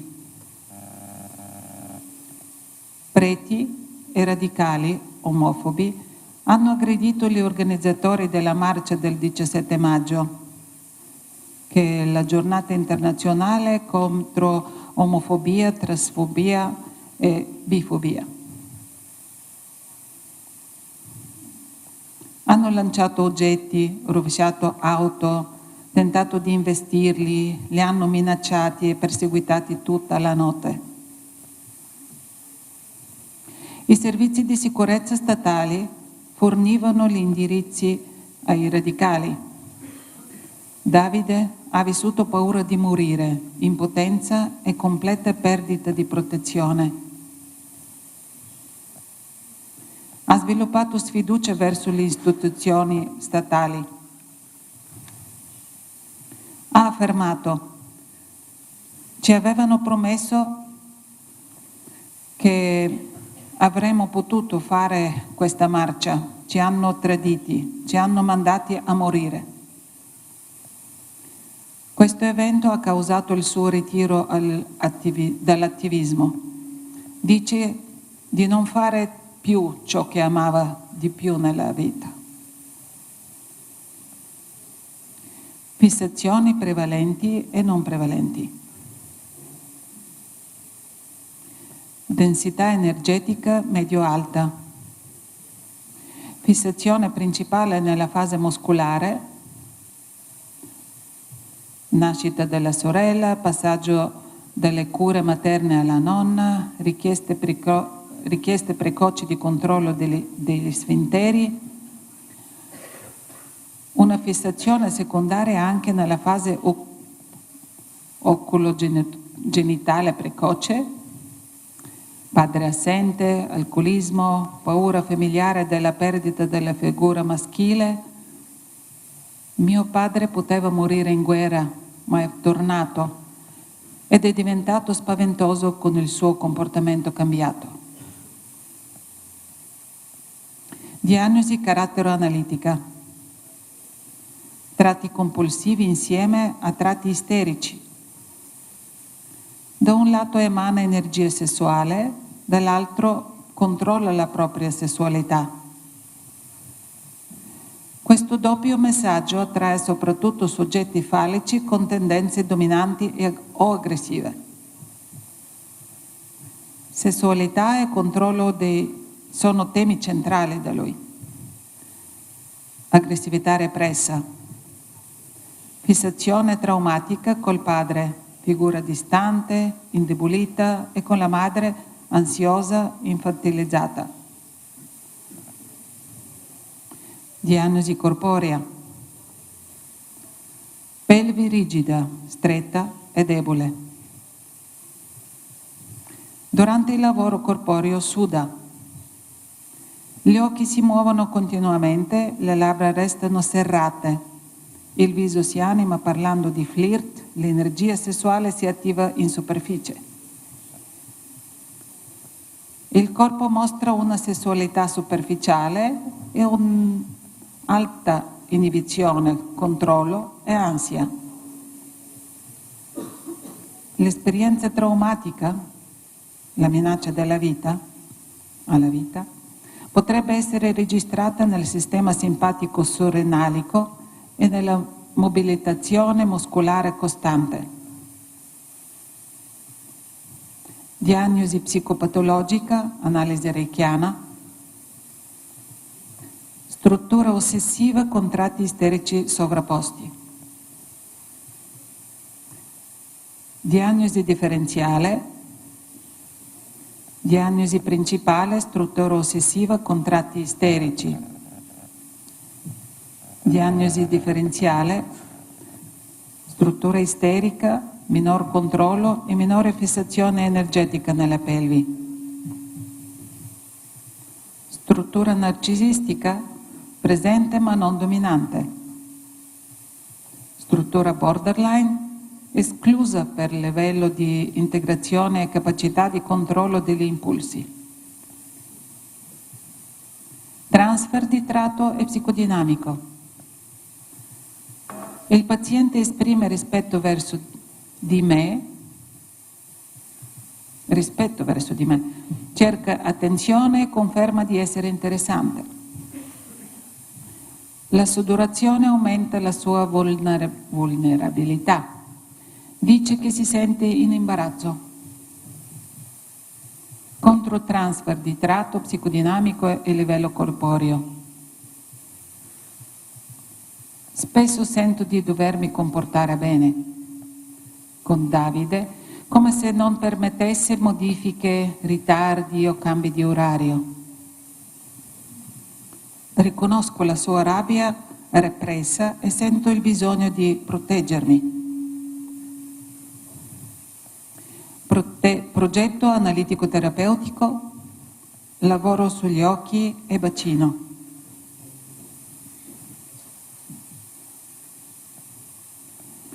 Consapevolezza del dolore e lavoro corporeo.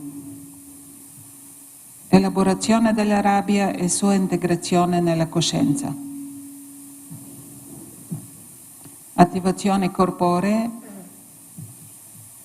Strategia principale, elaborare l'energia degli occhi alla pelvi. Fase iniziale, segmento oculare, movimento ad arco, rotazione degli occhi. Tecniche di grounding, attivazioni del segmento pelvico, oscillazioni, respirazione, trasmissione di energia, coda, medusa. Attualmente stiamo lavorando con tecniche di grounding. All'inizio sentiva tremore alle gambe e paura. È quello che mi spaventa di più. Ora lavoriamo principalmente sul segmento oculare. Porta spesso il tema del dolore in seduta, che è notevolmente diminuito. Parla del dolore come indicatore principale per misurare l'efficacia della terapia. Di recente ha condiviso come, arrabbiandosi con un collega, ha sentito tensione alle spalle e dolore nella zona sacrale. Qualche seduta fa ha detto: è come se avessi imparato il mio corpo attraverso il dolore. È motivato, non salta mai le sedute, cerca di aiutarmi come desidera lei. Sistema gli oggetti nella stanza. Quando gli restituisco che non devi aiutarmi, dobbiamo aiutarci a vicenda, alla stanza ci penso io. Gli si riempiono gli occhi di lacrime. Questo era il caso di Davide.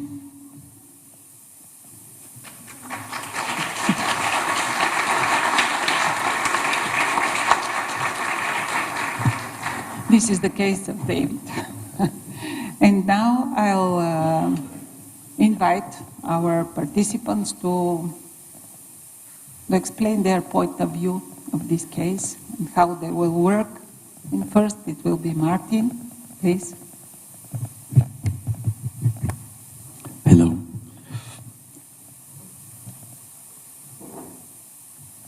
Analysis of David's case from the perspective of 5-movement therapy. That's Bulgarian Institute for Neurologian Analytical Psychotherapy. Before sharing the understanding of modality in the specific content, I would like to say a few words Actually, it could be a little bit longer than few words. The basic context in which we and our modality operates. So, we work consistently with movements. Those are behavioral patterns. But don't get me wrong, this is not behavioral therapy. Those are just behavioral patterns. And with the specific muscular blockages that stops them. For each type of character, the corresponding movement is blocked and is realized in an unhealthy way. So, first, in the context of schizoid dynamic, here plannings occur. There is a predominant connection with the inner world. In the context of an oral dynamic, the focus is more on submission and acceptance. In the sadomasochistic context, there is a fixation and aggression, assertiveness. In the presence of psychopathic dynamic, the focus is on behavior. We have seduction here and attraction. In a rigid context, there is a relaxation, assessment of reality. Developmental traumas cause behavioral patterns to be compromised. With the narcissistic phase, as we have already said, is related to planning, turning inward, connection with oneself. Here the ice segment is blocked. The blocking is on the ability to plan. Here the check does not take place in the context of objective reality, but only in subjective one. It is unhealthy. In sensory phase, that's the second phase, the focus is on submission, acceptance. Oral segment is here on the focus. Trust is blocked as the ability to submit, as well as ability to live and express weakness and need. Ego phase is focused on the inability to show aggression and assert oneself in the environment. In relation to the body, fixations are in the oral, cervical, and pelvic anal segments. The upper and lower segments of our body are blocked for aggression. We have a boundary issues here and difficulty expressing strength. Revirely phase, seduction and attraction.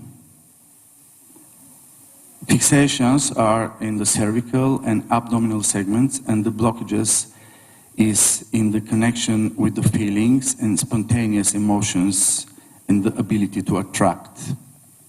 And the last sexual phase is about the testing of reality and relaxation. Chest and genital blocks we have here. We have also suppressed ability to trust, connection with the reality and healthy sexuality.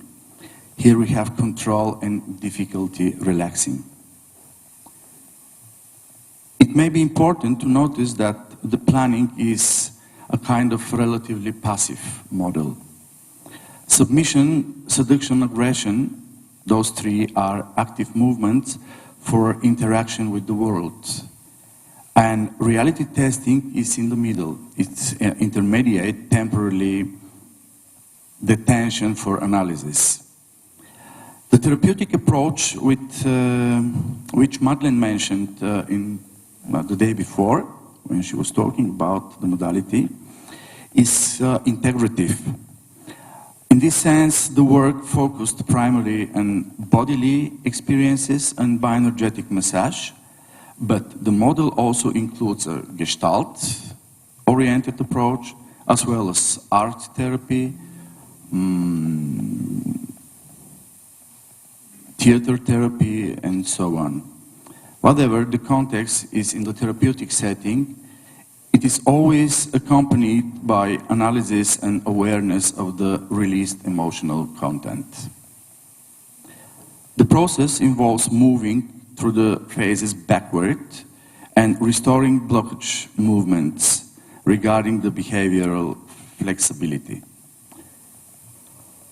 So we come to the approach to David's case, to application to David's case.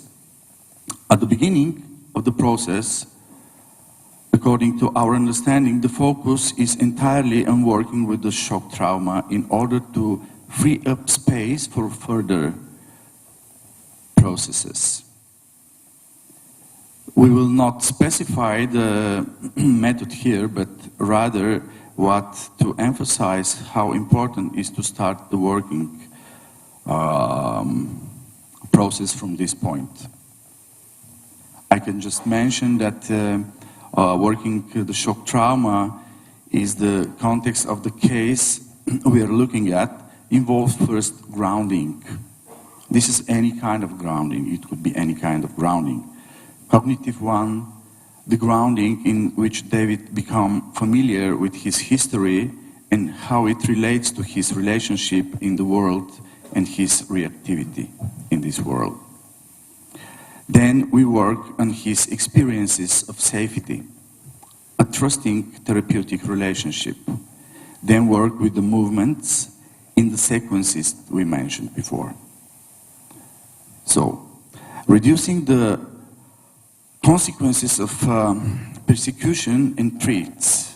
What about that? First, building trust with the therapist in the therapeutic relationship, working with the senses, breathing, centering, with a primary focus on being to differentiate between subjective and objective reality. Second, we focus on pyramid of needs and planning, analysis of satisfied and unmet needs. Here we talk about the 5 basic needs: belonging, affirmation, nutrition, sensory, and sexual one. Understanding the deficits associated with block movements, meeting with oneself. Here we work with the inner voice, breathing, connection with needs. Also we work with ocular block, with massage, bioenergetic massage, and bioenergetic specific exercises. Third, the self-esteem and ego image. We work on strengthening the ego, positive qualities, abilities, concrete actions. Those are boosting context, restoring a sense of worth, phrases plus body movements. The phrases are I exist, I have the right, I deserve, I want, I can afford, I can. Analysis of that. Association, bodily impulses that we turn into a gesture actions. Early guilt, which remains in the client's experience, is also the reason for the suppression of the aggressive model. Lack of a male role model is also at the root in this suppression. We have here depressed father and missing absent mother. Pain as a primary symptom. In this context, the work is related to several aspects.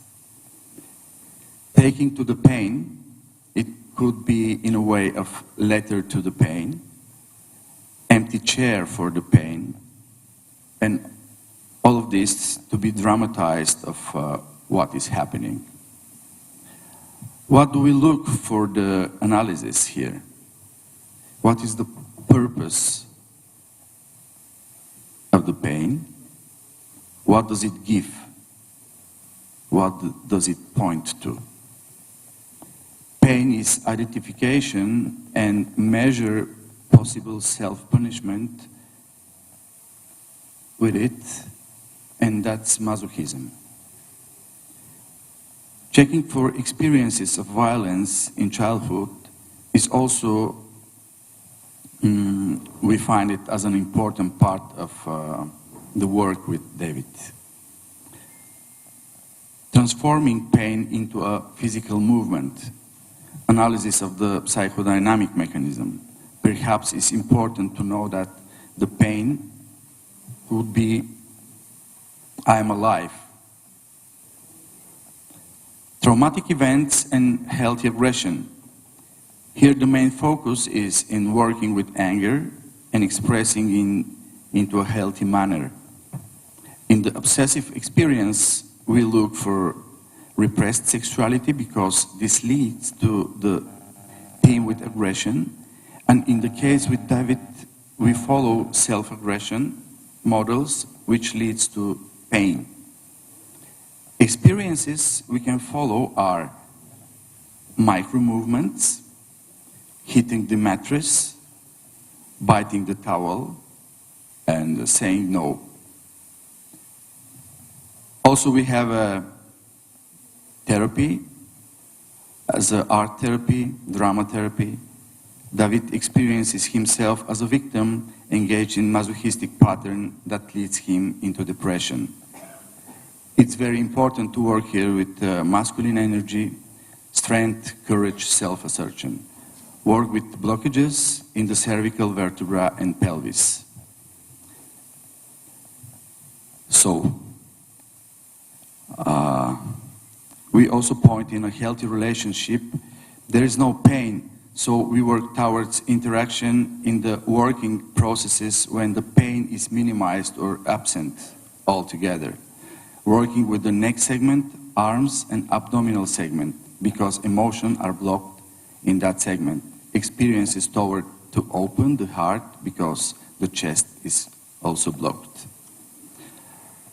Other therapeutic focus could be working with mother and father figures, working with interests that Heather David's also in very important. This includes softening the ideal self, building in inner mother and father before this leads to autonomy. So, in the end, I can say that here is important that the therapist's countertransference is directed toward to the supportive pattern, because this allows the child to grow and connect with and enjoy his autonomy. This is the approach that we believe would help David enter the adult world with access to and enjoyment of the power that connects him to the world. Thank you.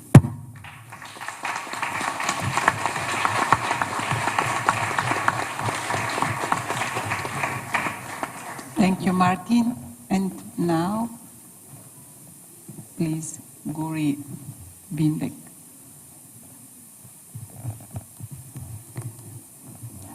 Hello? Yeah. So the patient is a young man, David, 29 years old.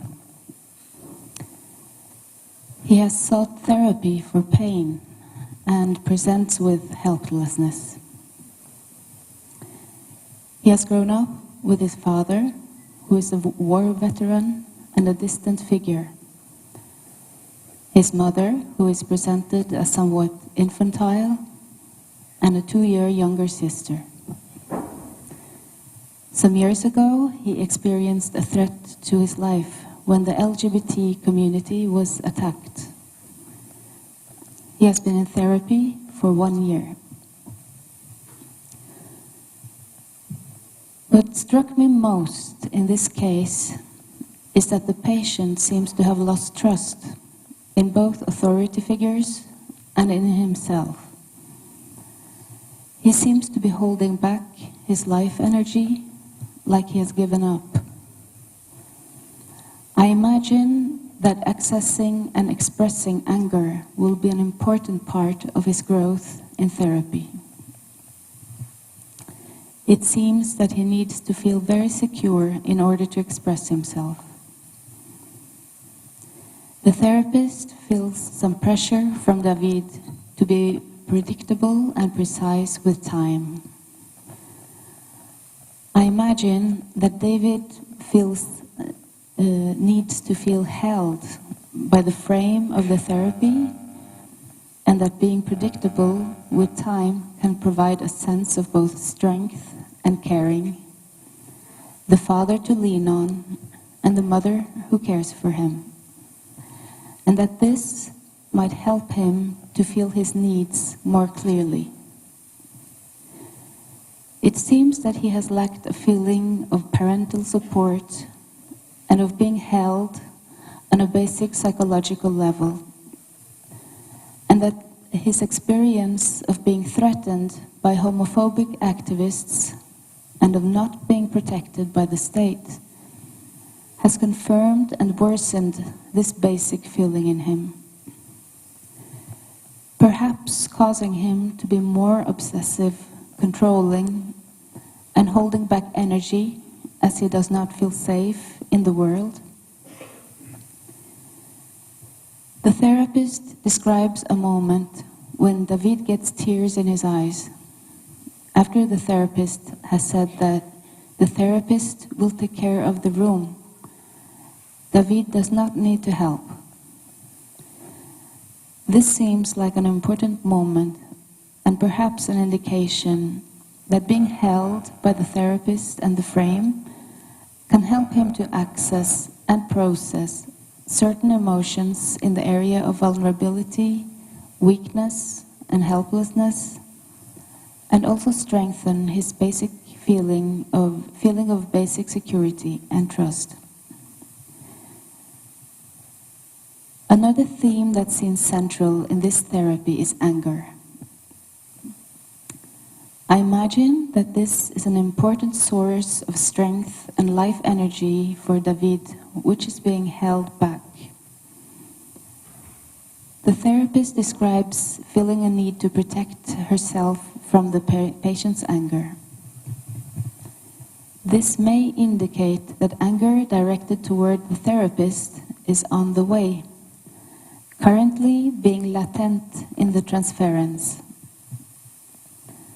I imagine that there could be a phase in the therapy with more manifest anger towards the therapist, perhaps after basic security is restored and strengthened, and that such transference could be very useful for the patient.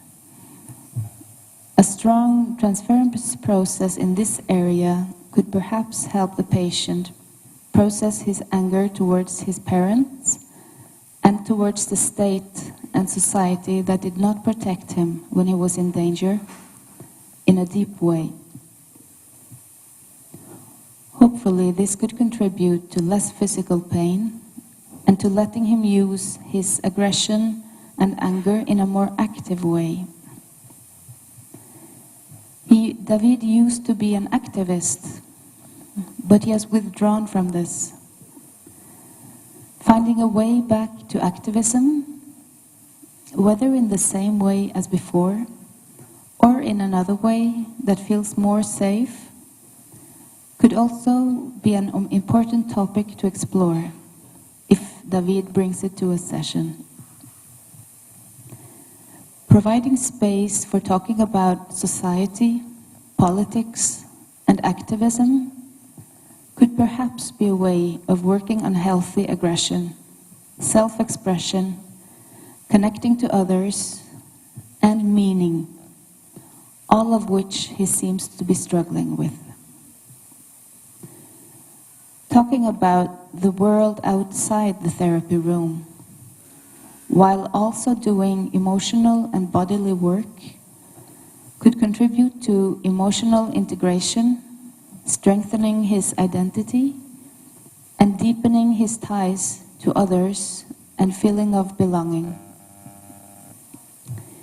Being more connected to the world and to himself, and maybe more able to use his talents and live his life more fully without needing to hold back and control so much.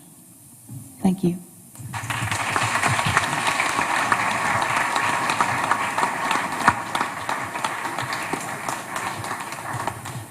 Thank you. And next point of view is of Marilena Comi and their institute. Thank you.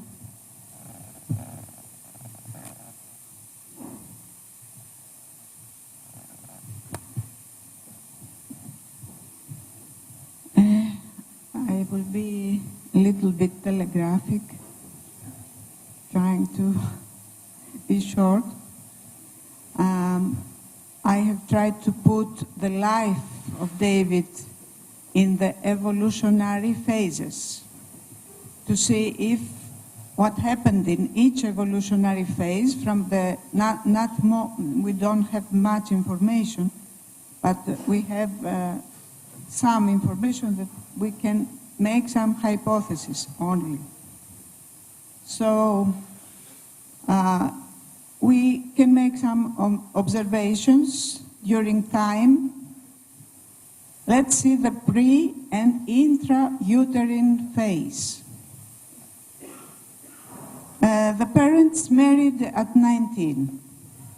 We do not know with what kind of project or emotional investment David came into the world. But we do know that later his parents displayed abandoning behaviors towards him.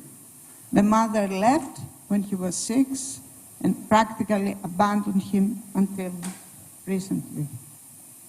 And the father was absent but present in fear. In the oral phase, apparently, there are no prevalent fixations.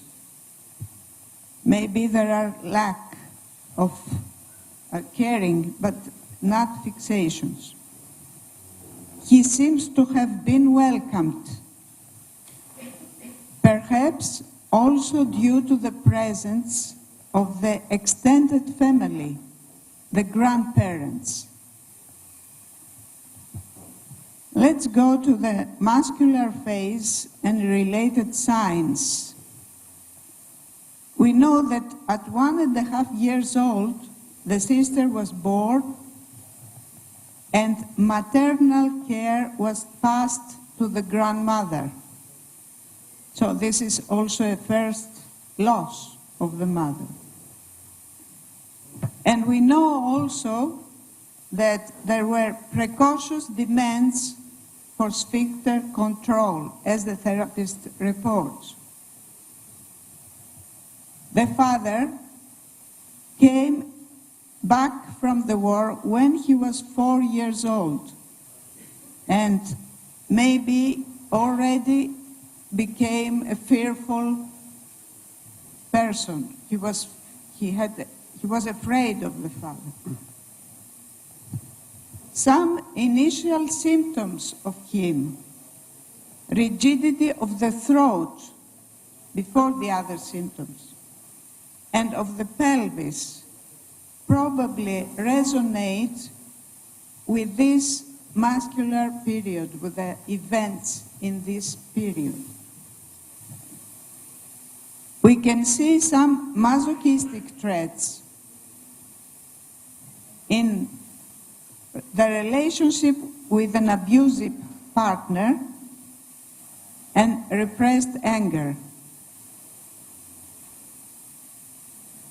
Let's go to the genital phase and related signs. Certainly he had a very difficult genital Oedipal phase.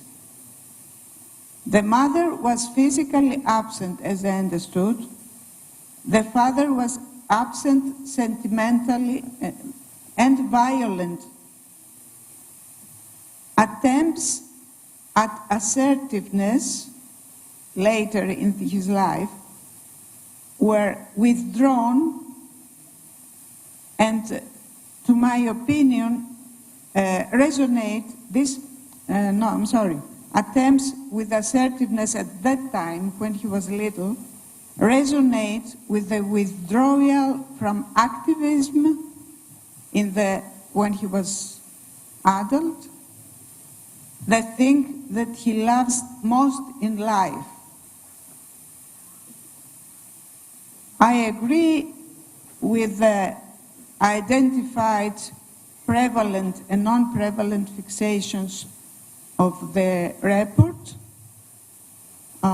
which is the primary and secondary fixation. The primary is reported in the muscular phase, and secondary fixation in the genital phase. And with the psychopathological and the differential diagnosis, in the meaning that he has narcissistic traits, but he doesn't have a narcissistic disorder. He is neurotic, not borderline. So I can say some thoughts about a general strategy that I could have.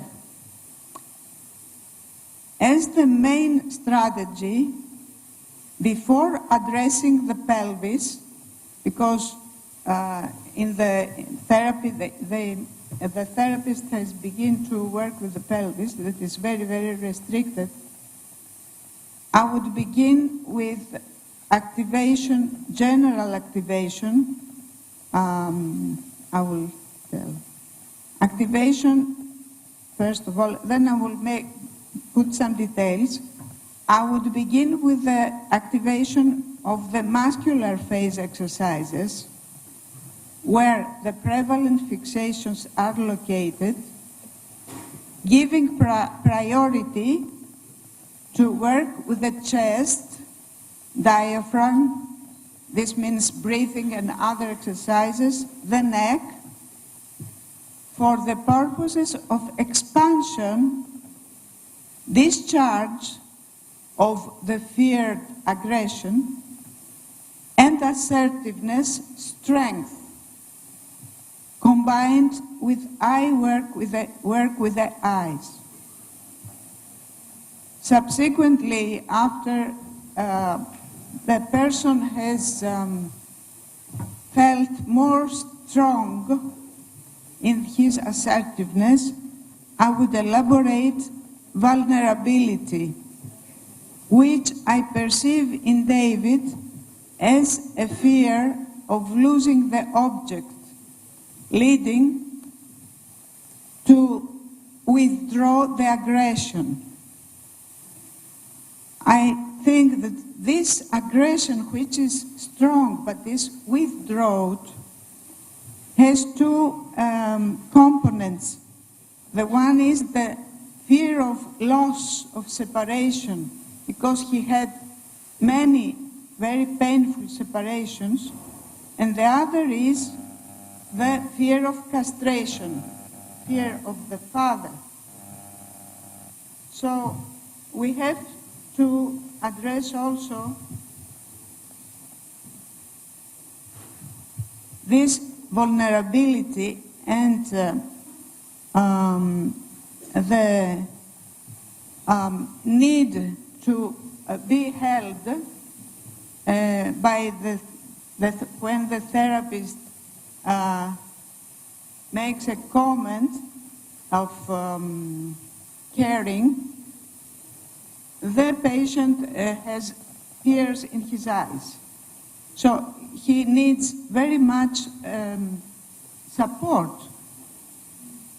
other than also expressing the rage. I would not neglect awareness of relational styles that he is using, both in romantic sexual relationship and in relationship in general with the other. So, if we go in more detail, for example, with the grounding, as the therapist says, and with other means about breathing and activation of the whole body, I would work on the pain and the meaning of the pain. There is an intelligent meaning of the symptom. With the mean to be in contact with the body as far as he can support it, little by little, and not only with the pain, because now he's contact more with the pain and not with the body. Identification with the body, with contact and activation, but we can do also identification with the pain. Sometimes if we make, how can I say, a work identifying the person with the symptom, many interesting things emerge. For example, if you say that you are the pain, what this pain wants to do, a lot of things come up. For example, the pain can be very aggressive, the pain can be very needing, or other things.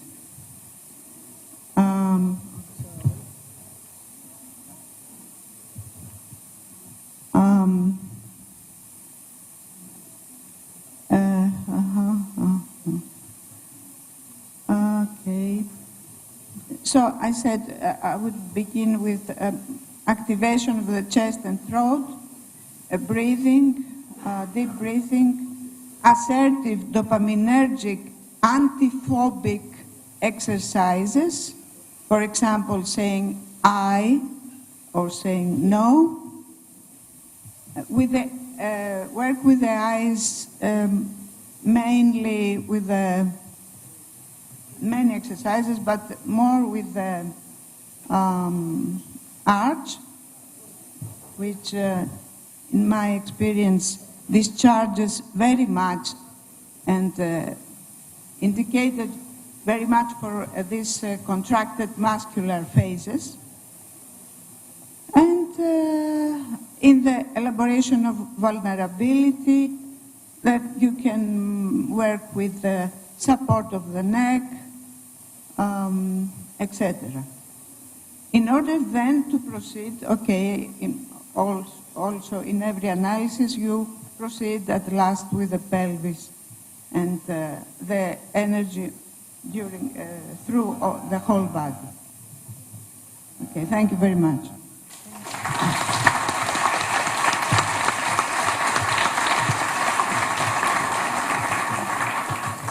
Thank you, Marilena. And now we'll hear Frederick.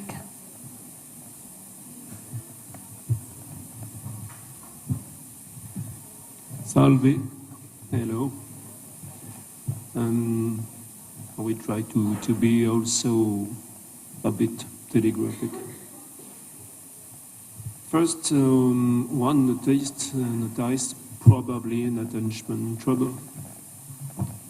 A distant and threatening father, and especially the anxious mother.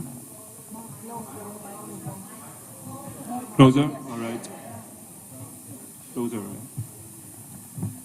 Distant and threatening father, and especially the anxious mother, despite somewhat more or less caring, may have compromised his exploration and autonomy needs and supports.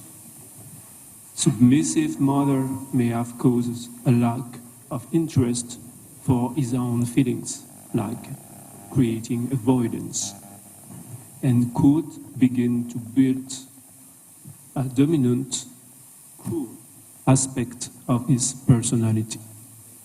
We see identification to the father.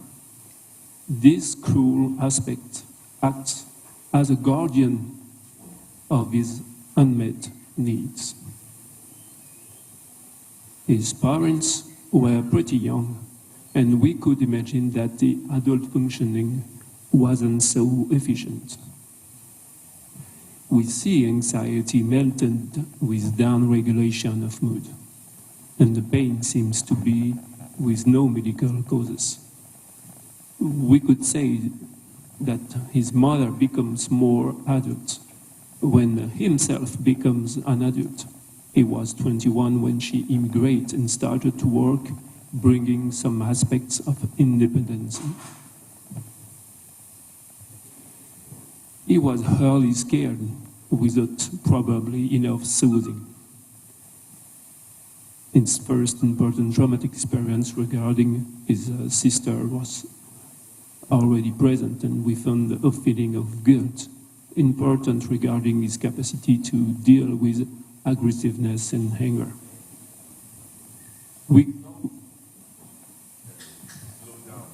Slow down. I come back before. All right, I slow down.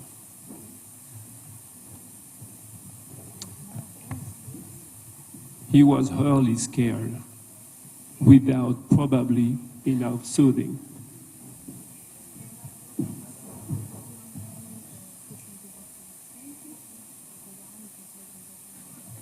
I had something.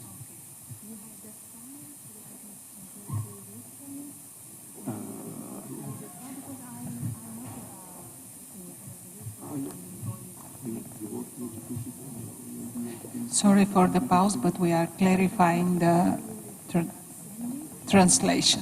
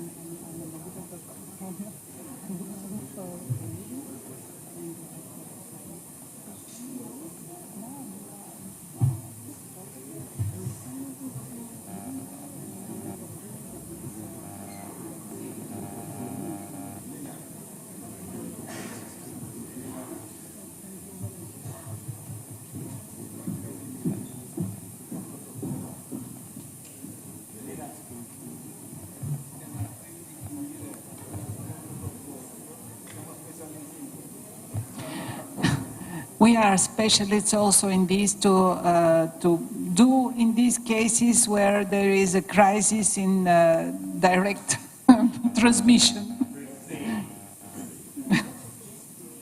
But we are flexible and we can go on also this way. It's human.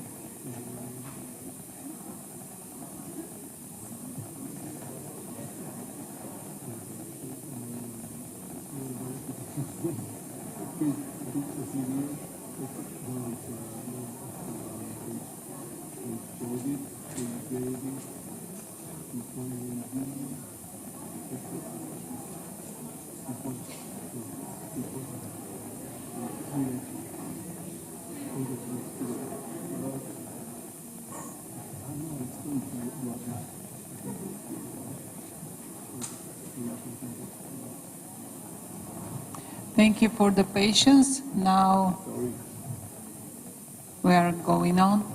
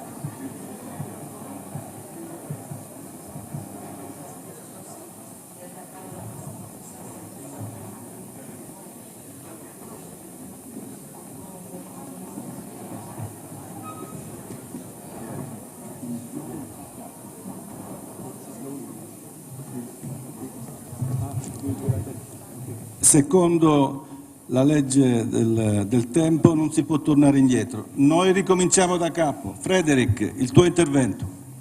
Dall'inizio. From the beginning, we'll start once again with Frederick.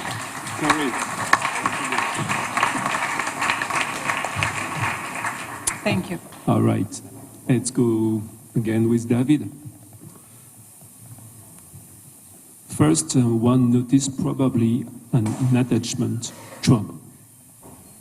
Distant and threatening father, and especially the anxious mother, despite somewhat more or less caring, may have compromised his exploration and autonomy needs and supports. Submissive mother may have caused a lack of interest for his own feelings, creating avoidance, and could begin to build a dominant and cruel aspect of his personality, with identification to the father. This cruel aspect acts as a guardian of his unmet needs. His parents were pretty young, and we could imagine that adult functioning wasn't so efficient. We see anxiety melted with down-regulation of mood, and pain seems to be with no medical causes. We could say that his mother becomes more adult when himself becomes an adult. He was 21 when she immigrates and started to work, bringing some aspects of independency. He was hardly scared without probably enough soothing. And a first important traumatic experience regarding his sister. We found a feeling of guilt important regarding his capacity to deal with aggressiveness and anger. We could suppose the building of a cruel superego. avoidance and incongruency of his mother brings superficiality of bonds and ties. He doesn't know why he avoids his mother. His first 1 year long relationship with his partner seems to remind him his submission, neglection patterns, which I refer to the oral stage. The homophobic experience between 2016 and 18 brings a sense of betrayal and, in some way, a personal and social traumatic breakthrough with PTSD to be evaluated. Maybe this reinforces the cruel aspects of his personality. I could make some comments and ask some questions to this case. There are questions about the delivery and the pregnancy, even if the breastfeeding seems to be okay, as well, more or less, as a weaning. It seems to me that we don't find angst, but rather anxiety. It suggests that the primary relationship is congruent. We don't find, this first big mouse issue. If the self seems to be constituted, no psychotic symptoms, the feeling of danger, of death, are present and reveal the insecure memories of childhood. Regarding the transferency and counter-transferency, it shows how much the relationship prevails upon the internal needs. David needs relationship, but feels a lack of autonomy, which leads to control. Attachment is enmeshed with sexuality that I relate to motivational systems. Frustration and separation seems to coexist. I suggest a wider examination of the dissociative experiences, like derealization, depersonalization, disturbance of in-seeing or hearing. And what about the other motivational systems, like playing, competition, care, grief? The fear of losing, of being rejected, would probably lead to a feeling of shame. We could question all the resources, exploring the whole emotional panel, exploring the capacities of self-soothing, of self-regulation, the experiences of success, of gratefulness. Are there depressive or anxiety breaks issues before? At what age? And what happens? Issues in the revelation of homosexuality? Is that the reason why he stays from his mother? Is this reactional? Are there other significant family members, like uncle, aunts? Are there experiences of friendship? Is there, does he have a school level, degrees? Is he graduate? Does he work? In what kind of field? There are questions about the traumatic field also. Sexual abuse, violence from the father, violence towards who? There are questions around the visceral system issues, the homeostasis with the brain, with or without perception of emotion and connection, that refer to the polyvagal level. During the work, emotional expression, due to the therapeutic relationship, seems to partially release the pain. David seems to be able to build alliances with the therapist.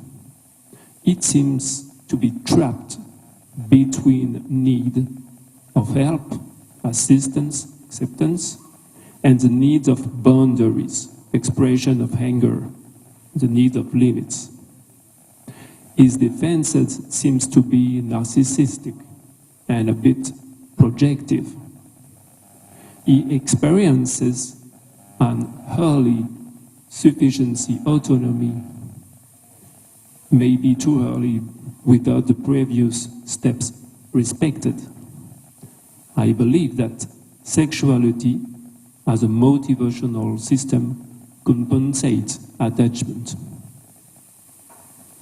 The inner movement seems to make a round trip between the pelvis and the mind with the obsessive traits. As acting, I propose first a work on the highest level to promote a state of agency, feeling individuality, autonomy, and to feed a feeling of empowerment.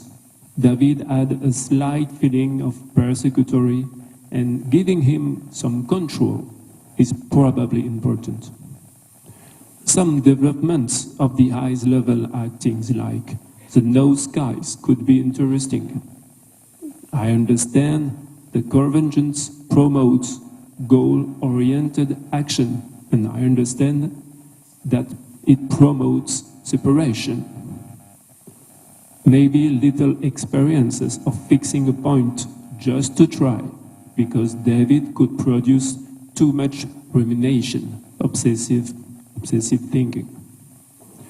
I would address the submissive posture also by saying no, or eating a couch or a pillow, eating the ground with the feet, expressing boundaries and safety, which means to maintain the relationship.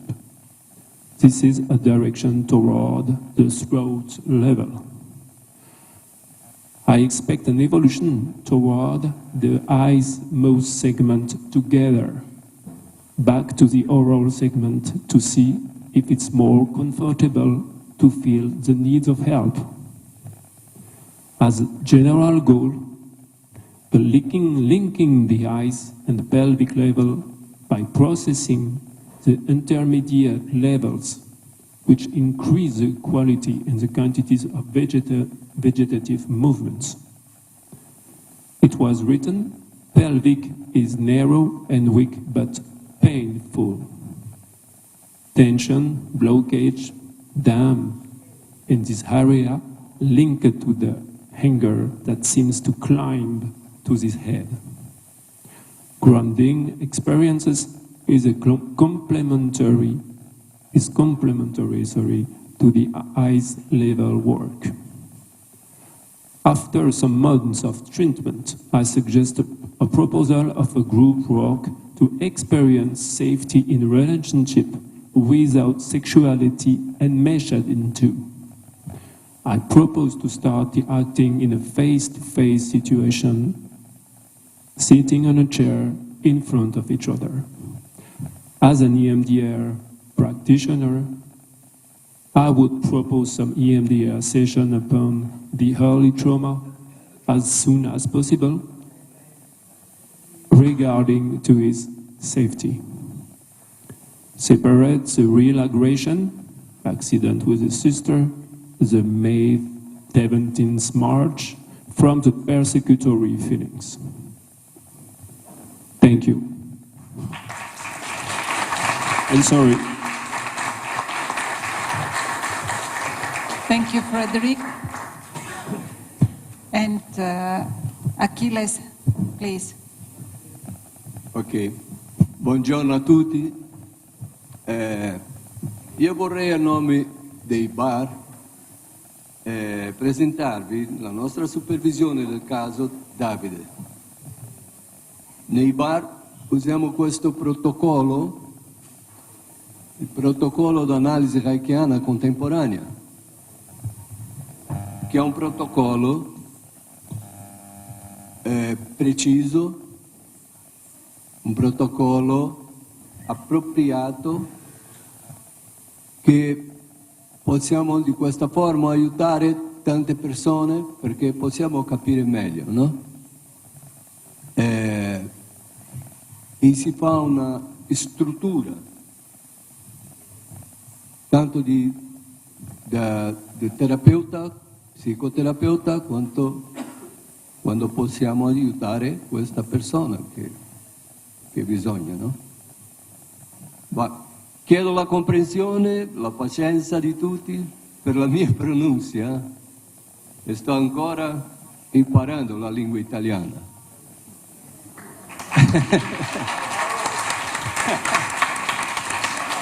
Va bene, no?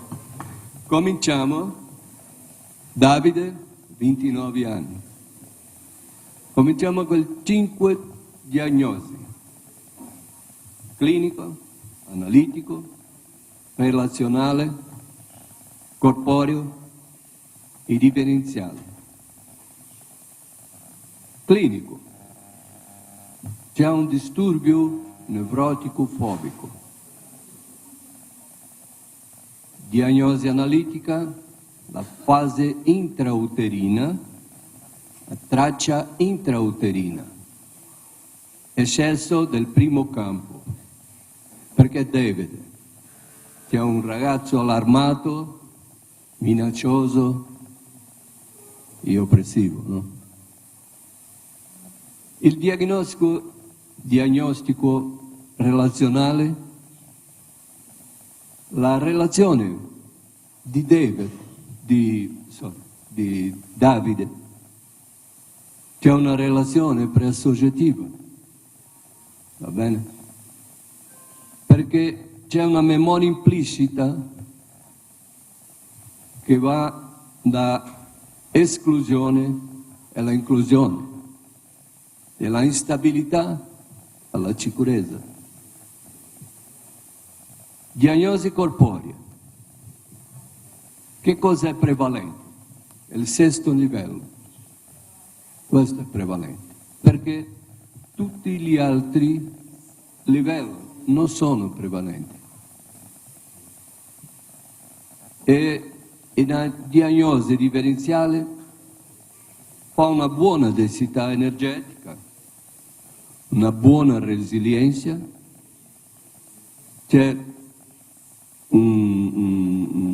funziona una cosa noradrenergica, no?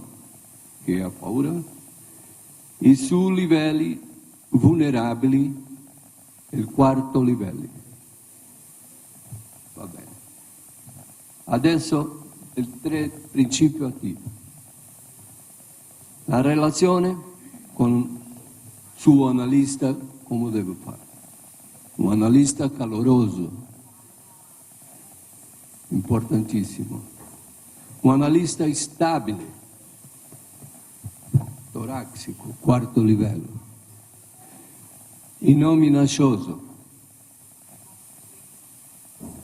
Contenitore del primo campo e un come del secondo campo strutturante. Di questa forma, pensiamo noi. L'attivazione corporea. Convergenza degli occhi, contorcia, movimento ritmico per 4 sessioni. Dopo, rotazione dell'occhio con mani calde dell'analista appoggiate sui mastori. Mostrare i denti e alternare con colpire o io con palma della mano aperta per trarre energia. E il psicofarmaco, usare la duloxetina 60 mg, che è indicata per dolore cronico, neuropatico e la fibromialgia. per l'ansia generalizzata, di un antidepressivo, dell'inibitore della serotonina e noradrenalina. E di questa forma, che è il risultato, no, delle nostre supervisioni. Grazie a tutti e buongiorno.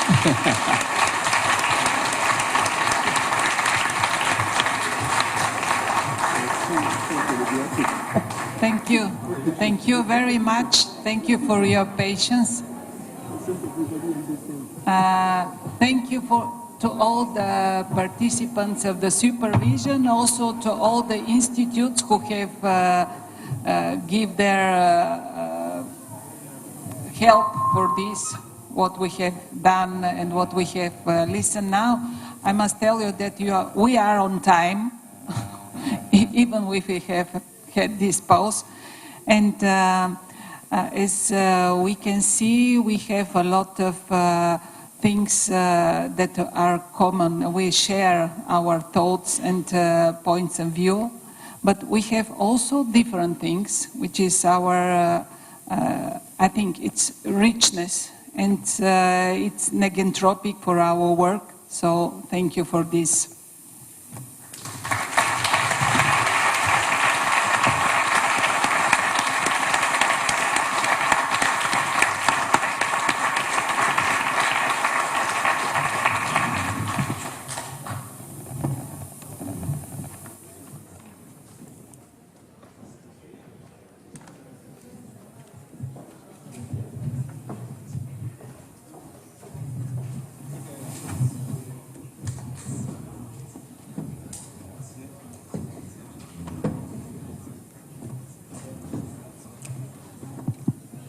Eccoci. Ci avviamo alla conclusione, adesso dei saluti. Now we're going to conclude and Dr. Ferry is going to greet us. Ci inviterà appunto ad un'ultima riflessione e concluderà e chiuderà il convegno. Per quanto riguarda noi ci incontriamo all'auditorium per il pasto, sala consigliare, perdono, alle 13:15. To Consigliere Hall for the lunch break at 1:15 p.m. Thank you. Chiara, rimani un attimo qui. Mirko, prego. Mirko è un collaboratore che ci ha aiutato molto. He's a collaborator who helped us very much. Questo è un piccolo dono per lo staff, Chiara. This is a present for the staff. Sorry. E poi puoi distribuirlo a And tutto I lo will staff. distribute it to all the staff. È un collaboratore dello staff che ha tenuto molto a fare questa... Mirko di Musciano, here he is, very helpful for us.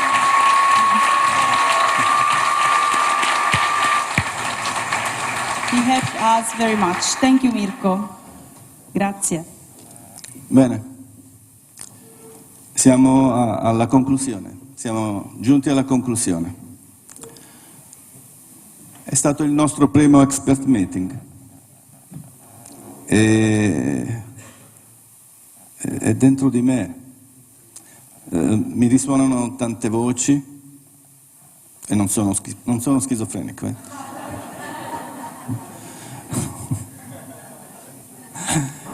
E tante emozioni, tanti sguardi condivisi, tante giornate intense. Ho un imprinting di grande bellezza e vi ringrazio di questa cosa.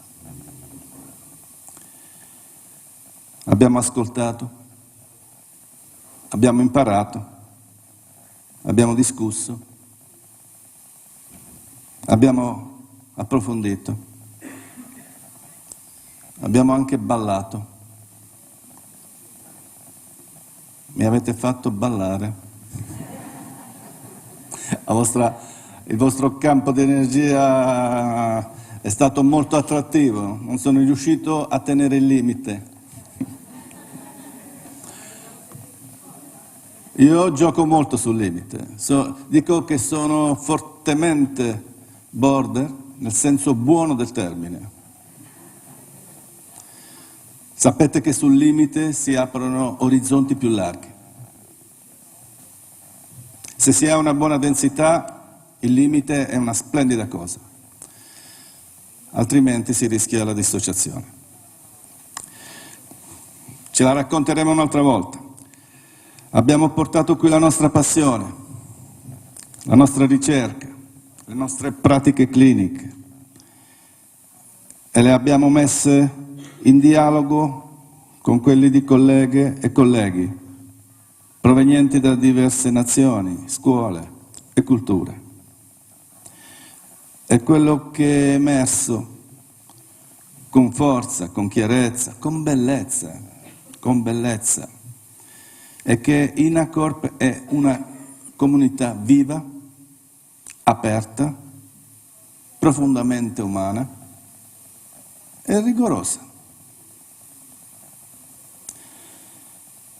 Le relazioni nate, le riflessioni scambiate, gli stimoli raccolti ci accompagneranno ben oltre questo bellissimo teatro, perché non si esauriscono qui, sono semi. Essi da domani saranno radici, progetti, collaborazioni, pubblicazioni, percorsi di formazione e di ricerca. In questi 3 giorni abbiamo avuto la conferma che la psicoterapia reichiana, nella sua evoluzione contemporanea, è più che mai attuale e necessaria. È capace di parlare al presente, di immaginare futuri possibili, dove il corpo, l'affetto, la consapevolezza e la complessità siano al centro del nostro prenderci cura. Voglio ringraziare ancora una volta tutti voi per la presenza, per l'ascolto, per il contributo. Grazie al Comitato Scientifico Organizzativo, al nostro team tecnico operativo e a tutti i meravigliosi ragazzi dello staff, tutti.